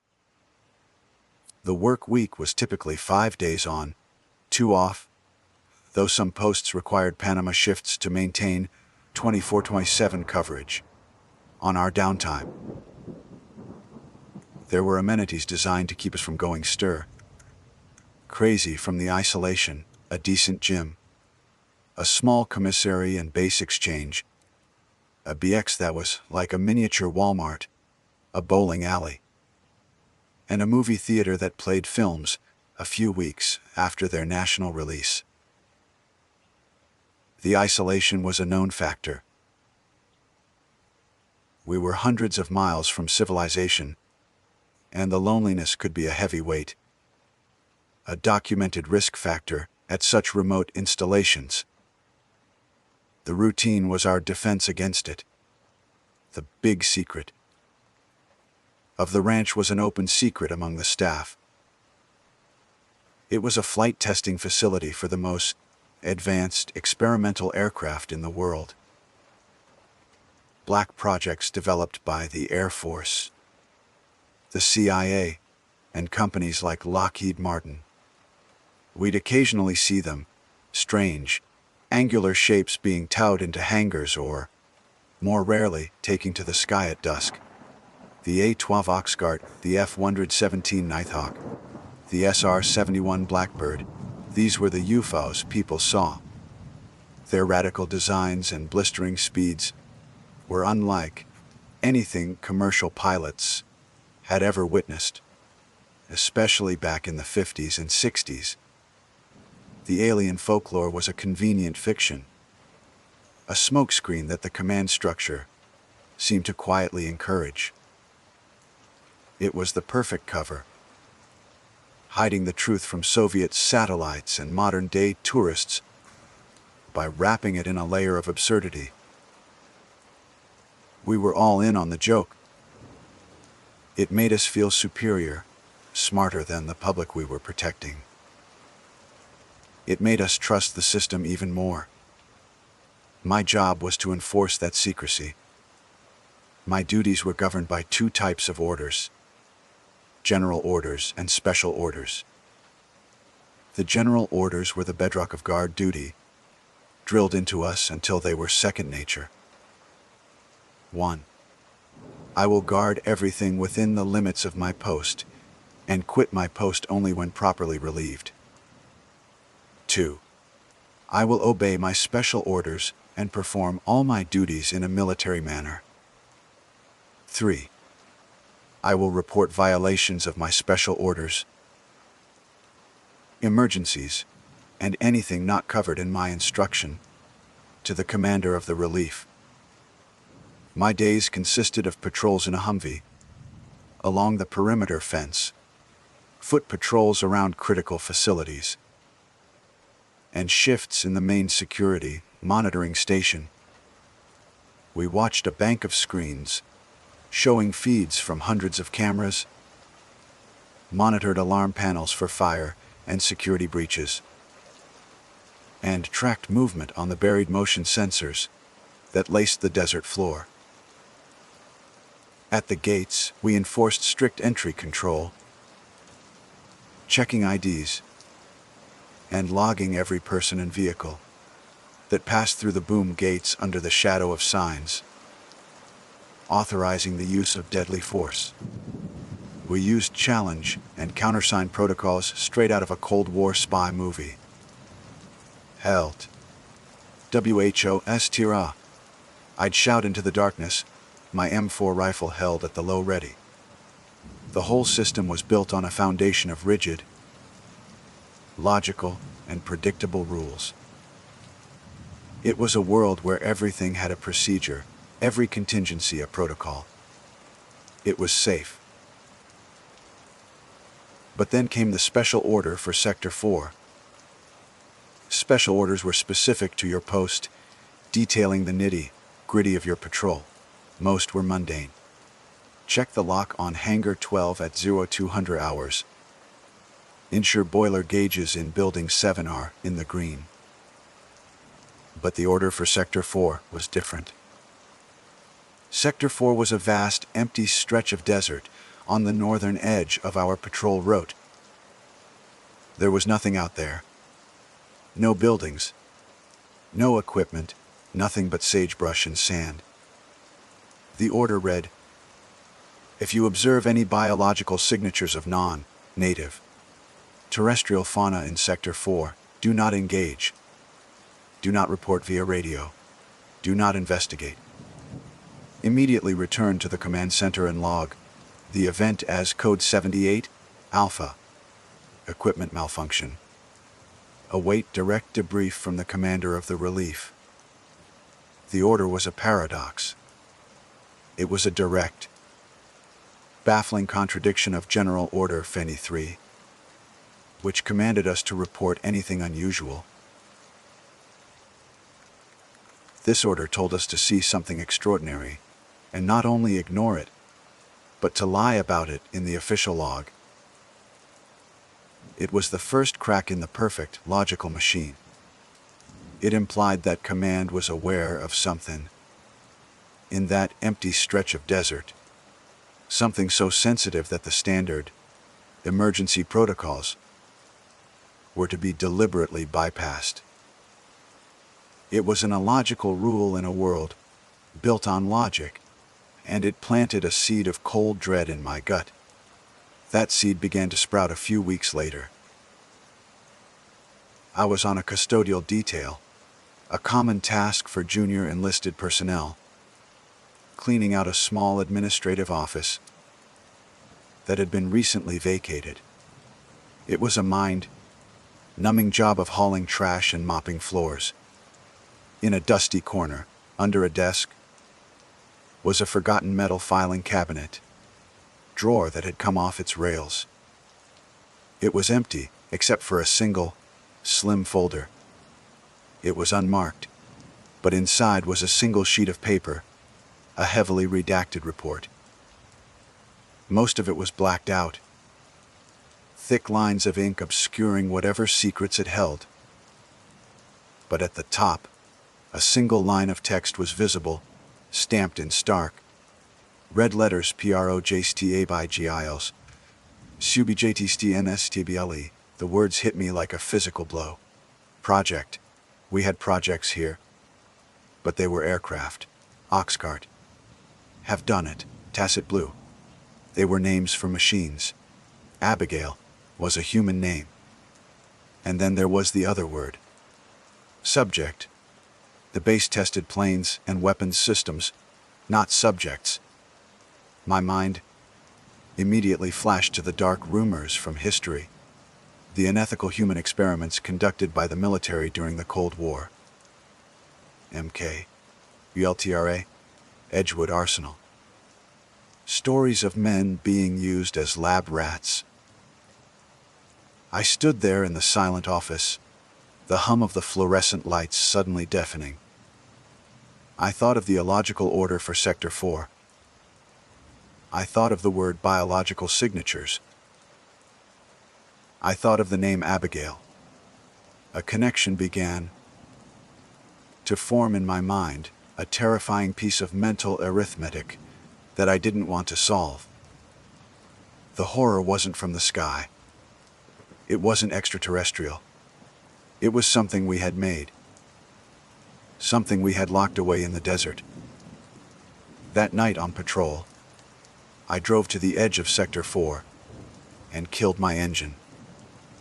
I sat in the darkness, staring out at the vast, empty expanse under a sky littered with a billion indifferent stars.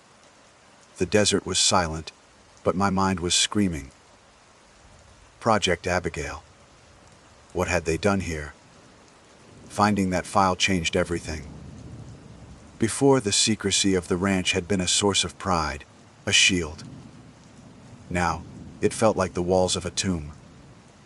The bland, functional building seemed to hide a sickness, and the casual, professional demeanor of my colleagues felt like a mask. I started watching them, wondering who knew.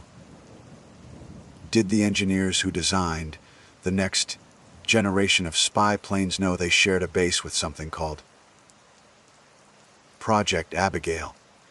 Did the janitor, who whistled while mopping the mess hall floors, know what was buried out in the desert? Or was I the only one cursed with this sliver of terrible knowledge? The isolation, once a simple fact of the job, became an active, malevolent presence. We were 100 miles from anywhere, a self-contained world with its own rules, its own gravity. But now I understood that the real fences weren't the ones topped with barbed wire. They were the walls of silence and classification built between us. I was alone, truly alone, with a secret that was eating me from the inside out. The name, Abigail, and the word subject echoed in my thoughts during the monotonous hours of patrol, during meals in the noisy chow hall, and in the dead quiet of my dorm room at night. I knew I couldn't ask questions. In a place like this, curiosity was a disease.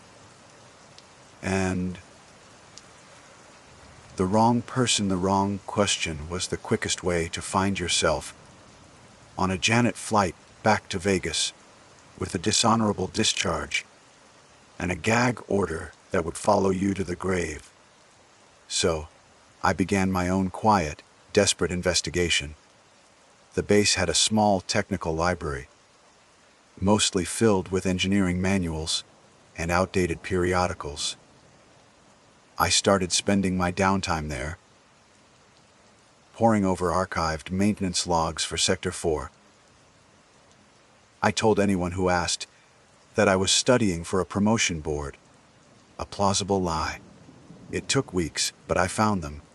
Sprinkled across years of records were 3 other instances of Code 78, Alpha, equipment malfunction. Each was logged by a different guard on a different date, and next to each of their names was a transfer order, dated within 72 hours of the log entry. They were sent to Thule, to Guam, to the forgotten corners of the Air Force empire. They weren't being rewarded.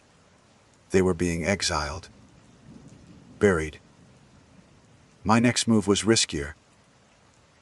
There was a civilian maintenance chief, a man everyone just called Sarge, who'd been at the ranch since the days of the U-2.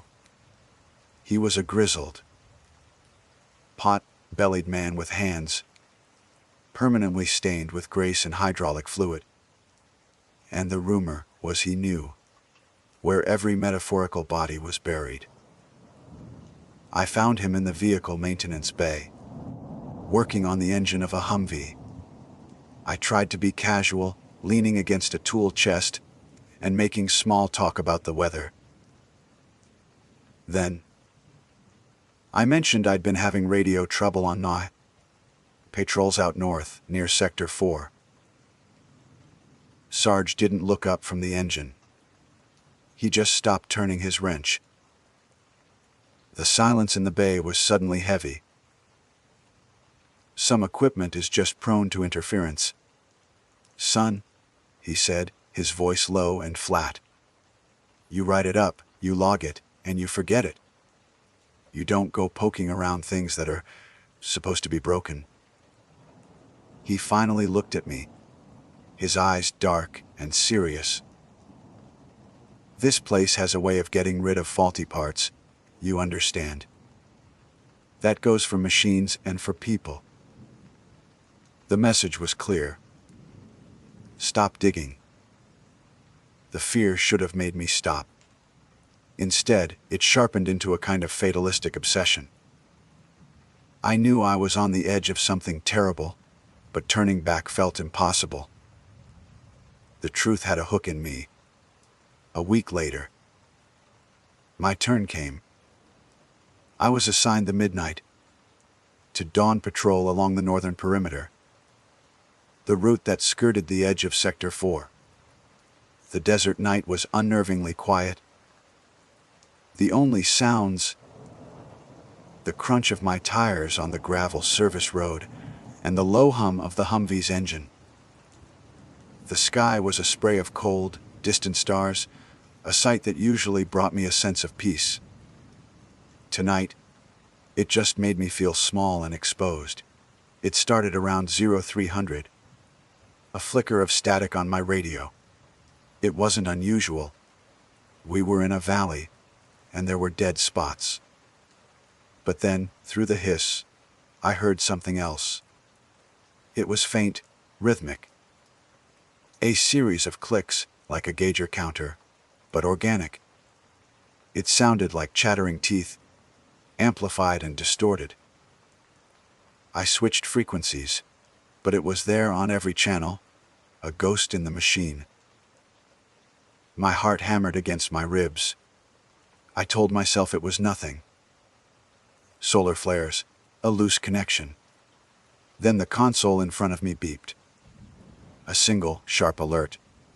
Motion sensor violation. Zone 4 Delta.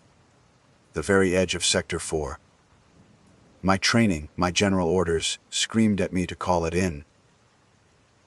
To report the sensor trip to the commander of the relief. But the special order for Sector 4 superseded everything. Do not report via radio. Do not investigate.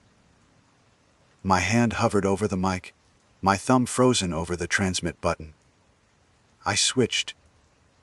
The long, range thermal camera on, swinging it toward the coordinates of the sensor trip, miles away. The desert floor appeared on my screen in a ghostly palette of black and white, the sand cold and dark, the hardy desert shrubs glowing a faint, spectral white. And then I saw it. A heat signature. It was bipedal. Roughly the size of a person, but it moved all wrong. It scurried across the desert floor on all fours, its limbs moving with a jerky, insect-like speed that was deeply unnatural. Then it stopped and rose, unfolding itself to its full height. Its arms and legs were too long, the joints seeming to bend at impossible angles. It was a grotesque parody of a human silhouette, a stick figure drawn by a madman. This was the biological signature. I couldn't breathe. My entire world had shrunk to that glowing, monstrous shape on the screen. It was real. The file, the code, Sarge's warning. It was all real. This wasn't a weather balloon or a stealth fighter. This was something else. Something that had once been a subject. As I watched, paralyzed by a fear so profound it felt like a religious experience, the figure on the screen did something that shattered the last of my composure. It stopped its frantic, twitching movements and slowly turned its head. Even through the low-resolution thermal display, miles away, I felt its attention lock onto my position. It was looking right at me. And then the clicking sound erupted from my radio. No longer faint, but loud, sharp and clear. It was a sound of pure agony, of a mind so broken it had been reduced to a single, repeating noise of pain and rage. It was the sound of something that wanted to die but couldn't. Then, as suddenly as it appeared, it was gone. It dropped to the ground and scrambled away into the darkness with that impossible speed, vanishing from the camera's view. The sensor alert went dead. The clicking on the radio dissolved back into empty static. I was left alone, in the humming silence of my vehicle, shaking so violently I could barely keep my hands on the wheel. It took every ounce of my training and discipline to force myself to drive back to the command center. I walked into the security office on legs that felt like rubber. My sergeant on duty took one look at my pale, sweat-soaked face and just pointed to the logbook. I picked up the pen, my hand trembling, and found the entry line for my patrol. I wrote the time, the sector, and the required code 78. Alpha equipment malfunction. The lie felt like poison on my tongue. As the special order dictated, I waited. 10 minutes later, the commander of the relief, a major with a chest full of ribbons and eyes like chips of ice, entered the room. He didn't speak to me, just jerked his head toward a small, soundproof debriefing room. I followed him in, and he shut the door. The silence was absolute.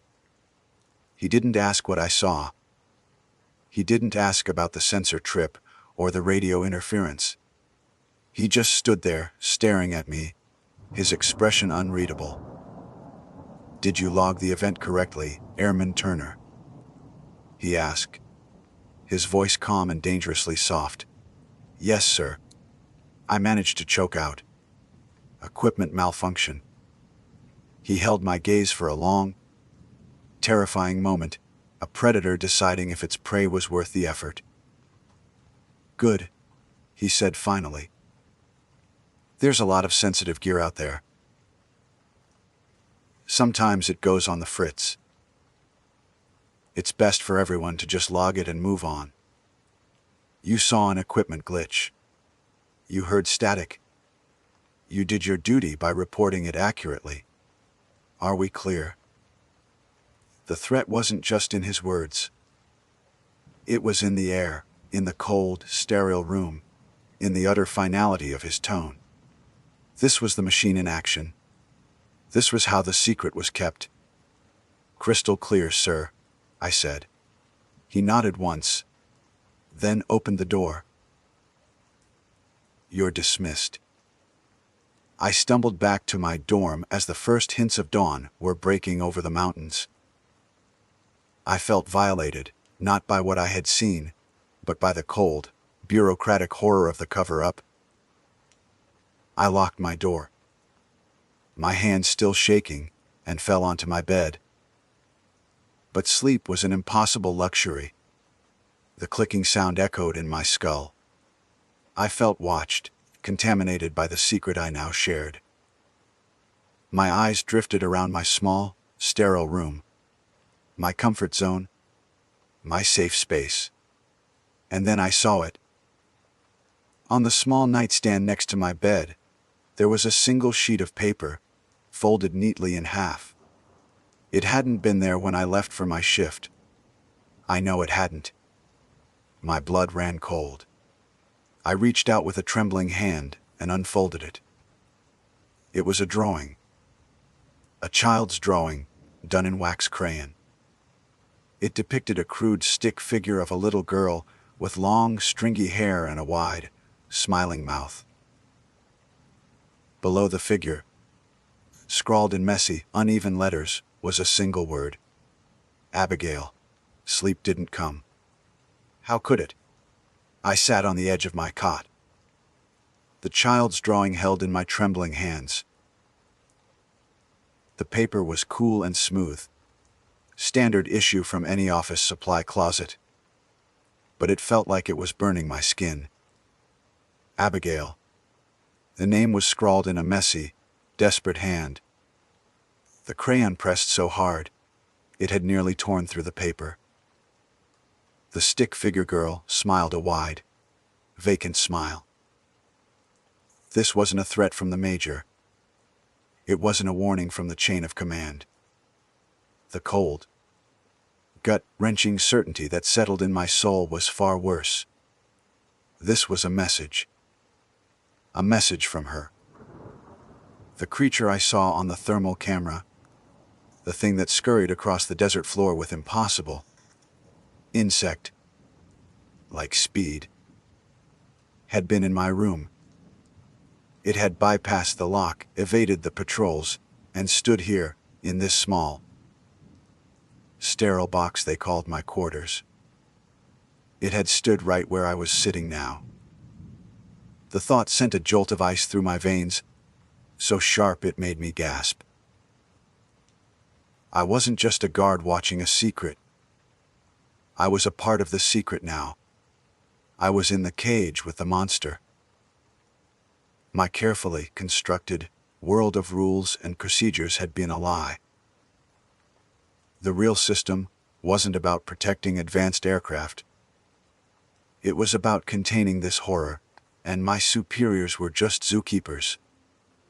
The drawing wasn't a threat, it was a plea. A memory. A ghost of the person this thing used to be. The horror of that was 1,000 times worse than any simple monster. A monster is just a thing to be killed. But a monster that remembers being a little girl, that's a tragedy you can't unsee.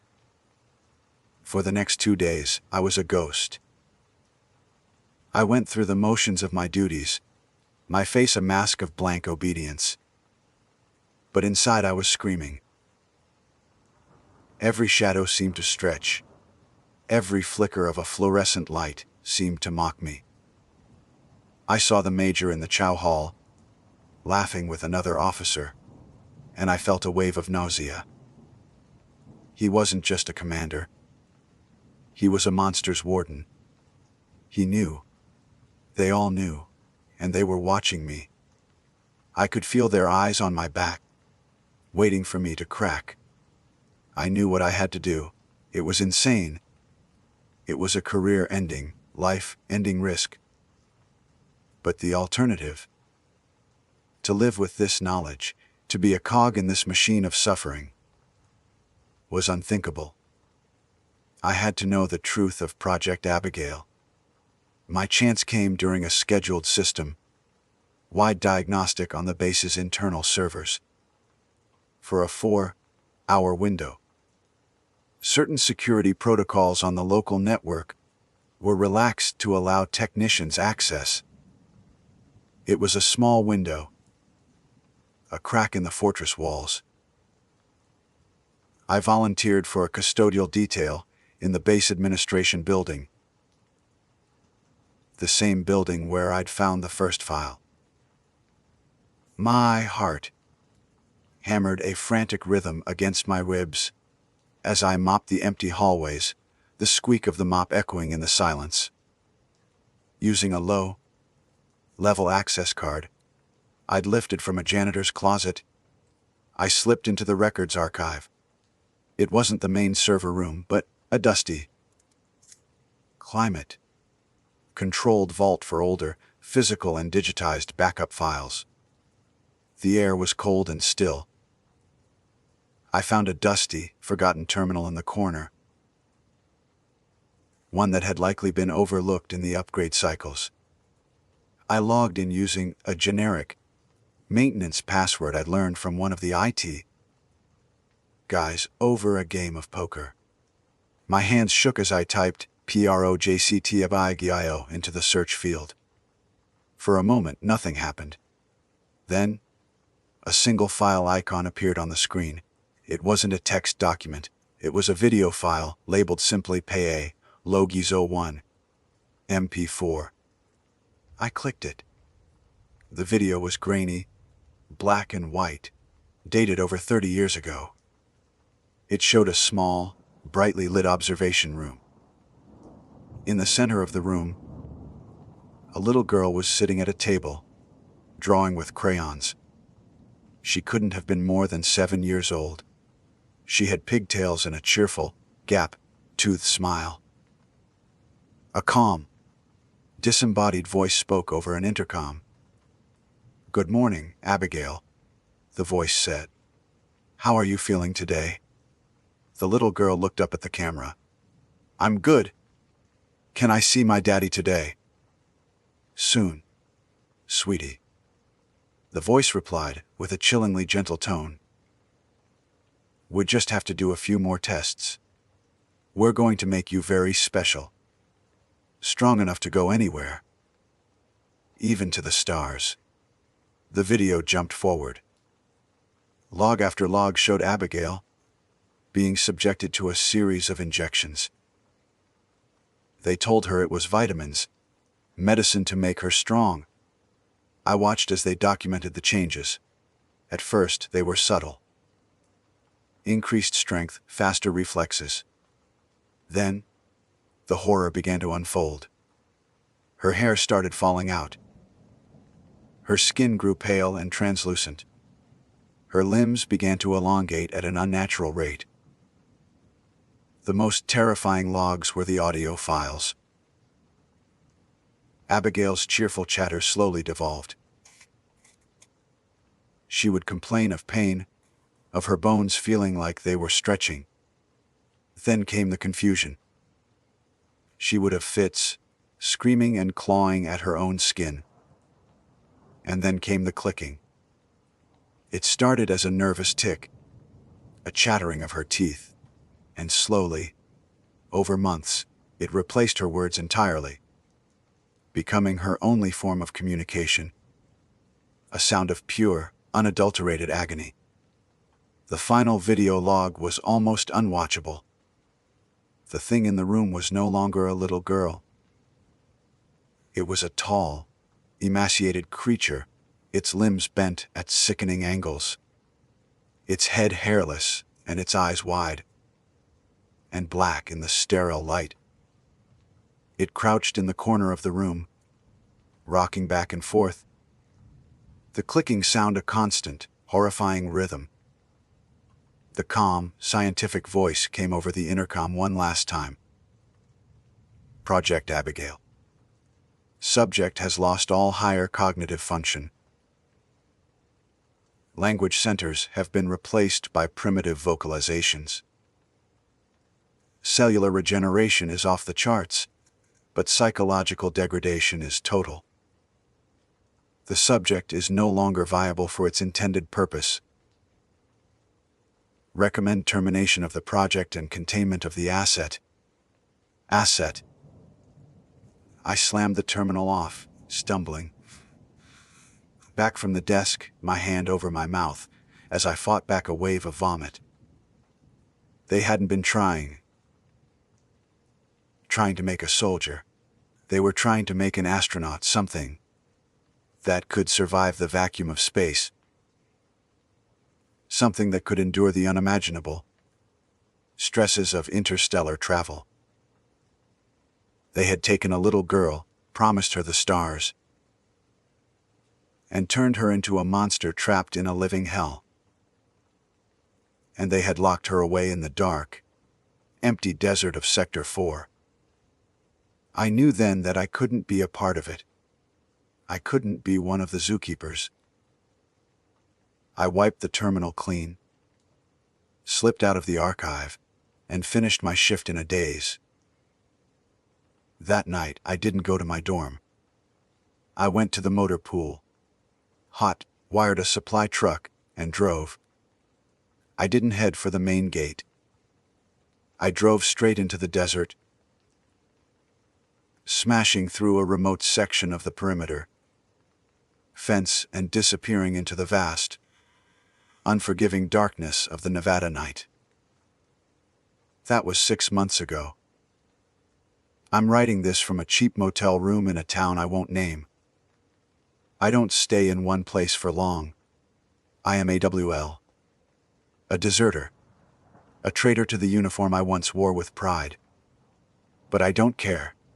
I know they're looking for me. Not with police bulletins, but with the quiet, invisible methods they use. Men in dark sedans, glitches in my phone. The feeling of being watched that never, ever goes away.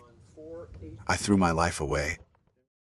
I lost my career, my future, my name. But I sleep at night. I have to believe I did the right thing. I have to believe that exposing this, even to a handful of strangers on the internet, is worth it. The world needs to know what they did, what they created. But the real reason I'm writing this, the reason I can't stop, is because of what happened last night.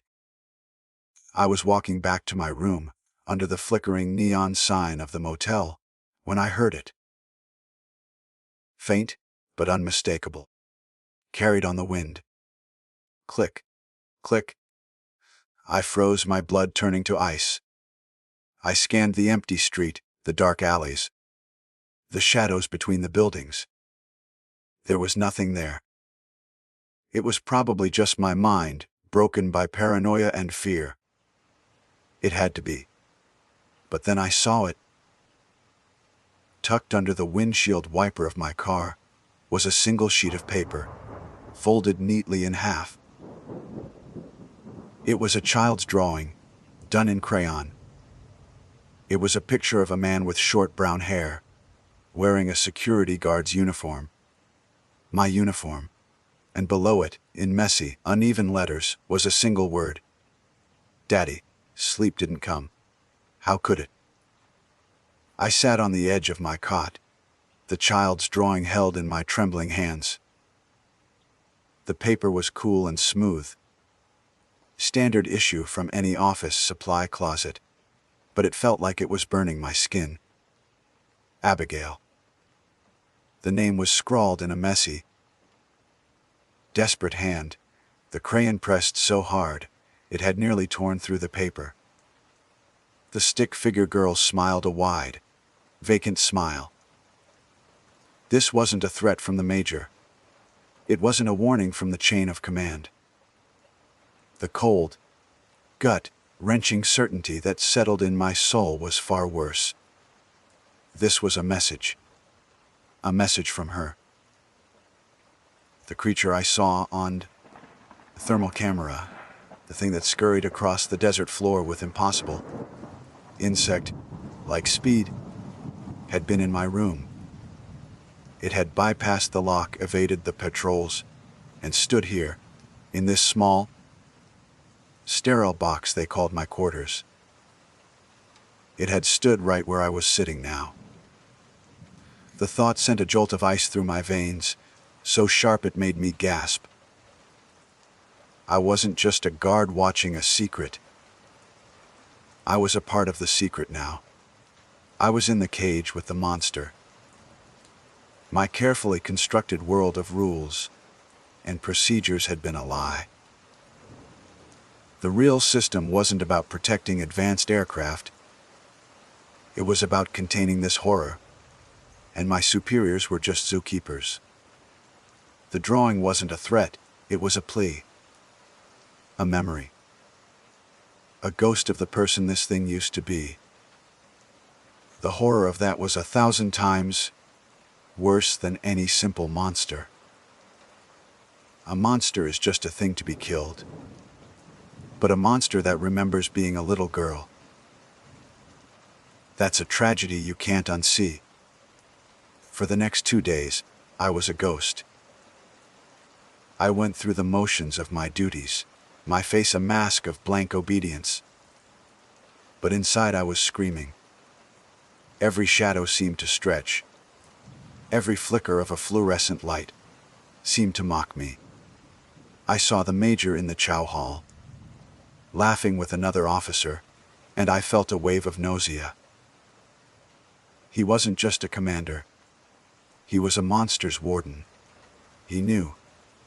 They all knew. And they were watching me. I could feel their eyes on my back, waiting for me to crack. I knew what I had to do. It was insane. It was a career-ending, life-ending risk. But the alternative, to live with this knowledge, to be a cog in this machine of suffering, was unthinkable. I had to know the truth of Project Abigail. My chance came during a scheduled system-wide diagnostic on the base's internal servers. For a 4-hour window, certain security protocols on the local network were relaxed to allow technicians access. It was a small window, a crack in the fortress walls. I volunteered for a custodial detail in the base administration building. The same building where I'd found the first file. My heart hammered a frantic rhythm against my ribs as I mopped the empty hallways, the squeak of the mop echoing in the silence. Using a low-level access card I'd lifted from a janitor's closet, I slipped into the records archive. It wasn't the main server room, but a dusty, climate-controlled vault for older, physical and digitized backup files. The air was cold and still. I found a dusty, forgotten terminal in the corner, one that had likely been overlooked in the upgrade cycles. I logged in using a generic maintenance password I'd learned from one of the IT guys. Over a game of poker, my hands shook as I typed PROJECTABGIO into the search field. For a moment, nothing happened. Then, a single file icon appeared on the screen. It wasn't a text document. It was a video file labeled simply Pay, Logio1, MP4. I clicked it. The video was grainy, black and white, dated over 30 years ago. It showed a small, brightly lit observation room. In the center of the room, a little girl was sitting at a table, drawing with crayons. She couldn't have been more than 7 years old. She had pigtails and a cheerful, gap-toothed smile. A calm, disembodied voice spoke over an intercom. "Good morning, Abigail," the voice said. "How are you feeling today?" The little girl looked up at the camera. "I'm good. Can I see my daddy today?" "Soon, sweetie," the voice replied, with a chillingly gentle tone. "We'll just have to do a few more tests. We're going to make you very special, strong enough to go anywhere, even to the stars." The video jumped forward. Log after log showed Abigail being subjected to a series of injections. They told her it was vitamins, medicine to make her strong. I watched as they documented the changes. At first they were subtle. Increased strength, faster reflexes. Then, the horror began to unfold. Her hair started falling out. Her skin grew pale and translucent. Her limbs began to elongate at an unnatural rate. The most terrifying logs were the audio files. Abigail's cheerful chatter slowly devolved. She would complain of pain, of her bones feeling like they were stretching. Then came the confusion. She would have fits, screaming and clawing at her own skin. And then came the clicking. It started as a nervous tick, a chattering of her teeth, and slowly, over months, it replaced her words entirely, becoming her only form of communication, a sound of pure, unadulterated agony. The final video log was almost unwatchable. The thing in the room was no longer a little girl. It was a tall, emaciated creature, its limbs bent at sickening angles, its head hairless and its eyes wide and black in the sterile light. It crouched in the corner of the room, rocking back and forth, the clicking sound a constant, horrifying rhythm. The calm, scientific voice came over the intercom one last time. Project Abigail. Subject has lost all higher cognitive function. Language centers have been replaced by primitive vocalizations. Cellular regeneration is off the charts, but psychological degradation is total. The subject is no longer viable for its intended purpose. Recommend termination of the project and containment of the asset. Asset. I slammed the terminal off, stumbling back from the desk, my hand over my mouth. As I fought back a wave of vomit, we soon discovered why. They hadn't been trying to make a soldier. They were trying to make an astronaut, something that could survive the vacuum of space, something that could endure the unimaginable stresses of interstellar travel. They had taken a little girl, promised her the stars, and turned her into a monster, trapped in a living hell. And they had locked her away in the dark, empty desert of Sector 4. I knew then that I couldn't be a part of it. I couldn't be one of the zookeepers. I wiped the terminal clean, slipped out of the archive, and finished my shift in a daze. That night, I didn't go to my dorm. I went to the motor pool, hot-wired a supply truck, and drove. I didn't head for the main gate.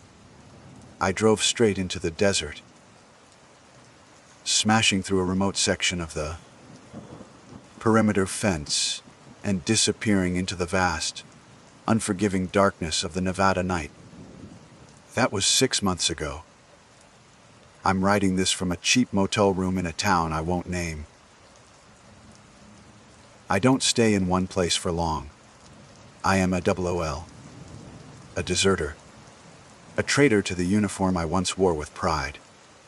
But I don't care. I know they're looking for me. Not with police bulletins, but with the quiet, invisible methods they use. Men in dark sedans, glitches in my phone. The feeling of being watched that never, ever goes away. I threw my life away. I lost my career, my future, my name. But I sleep at night.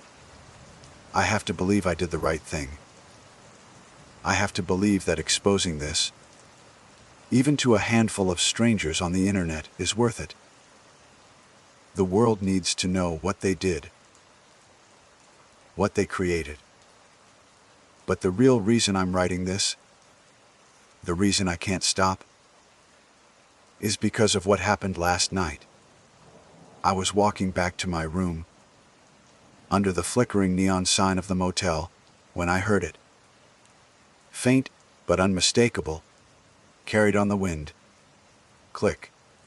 Click. I froze, my blood turning to ice. I scanned the empty street, the dark alleys, the shadows between the buildings. There was nothing there. It was probably just my mind, broken by paranoia and fear. It had to be. But then I saw it. Tucked under the windshield wiper of my car was a single sheet of paper, folded neatly in half. It was a child's drawing, done in crayon. It was a picture of a man with short brown hair, wearing a security guard's uniform. My uniform. And below it, in messy, uneven letters, was a single word. Daddy.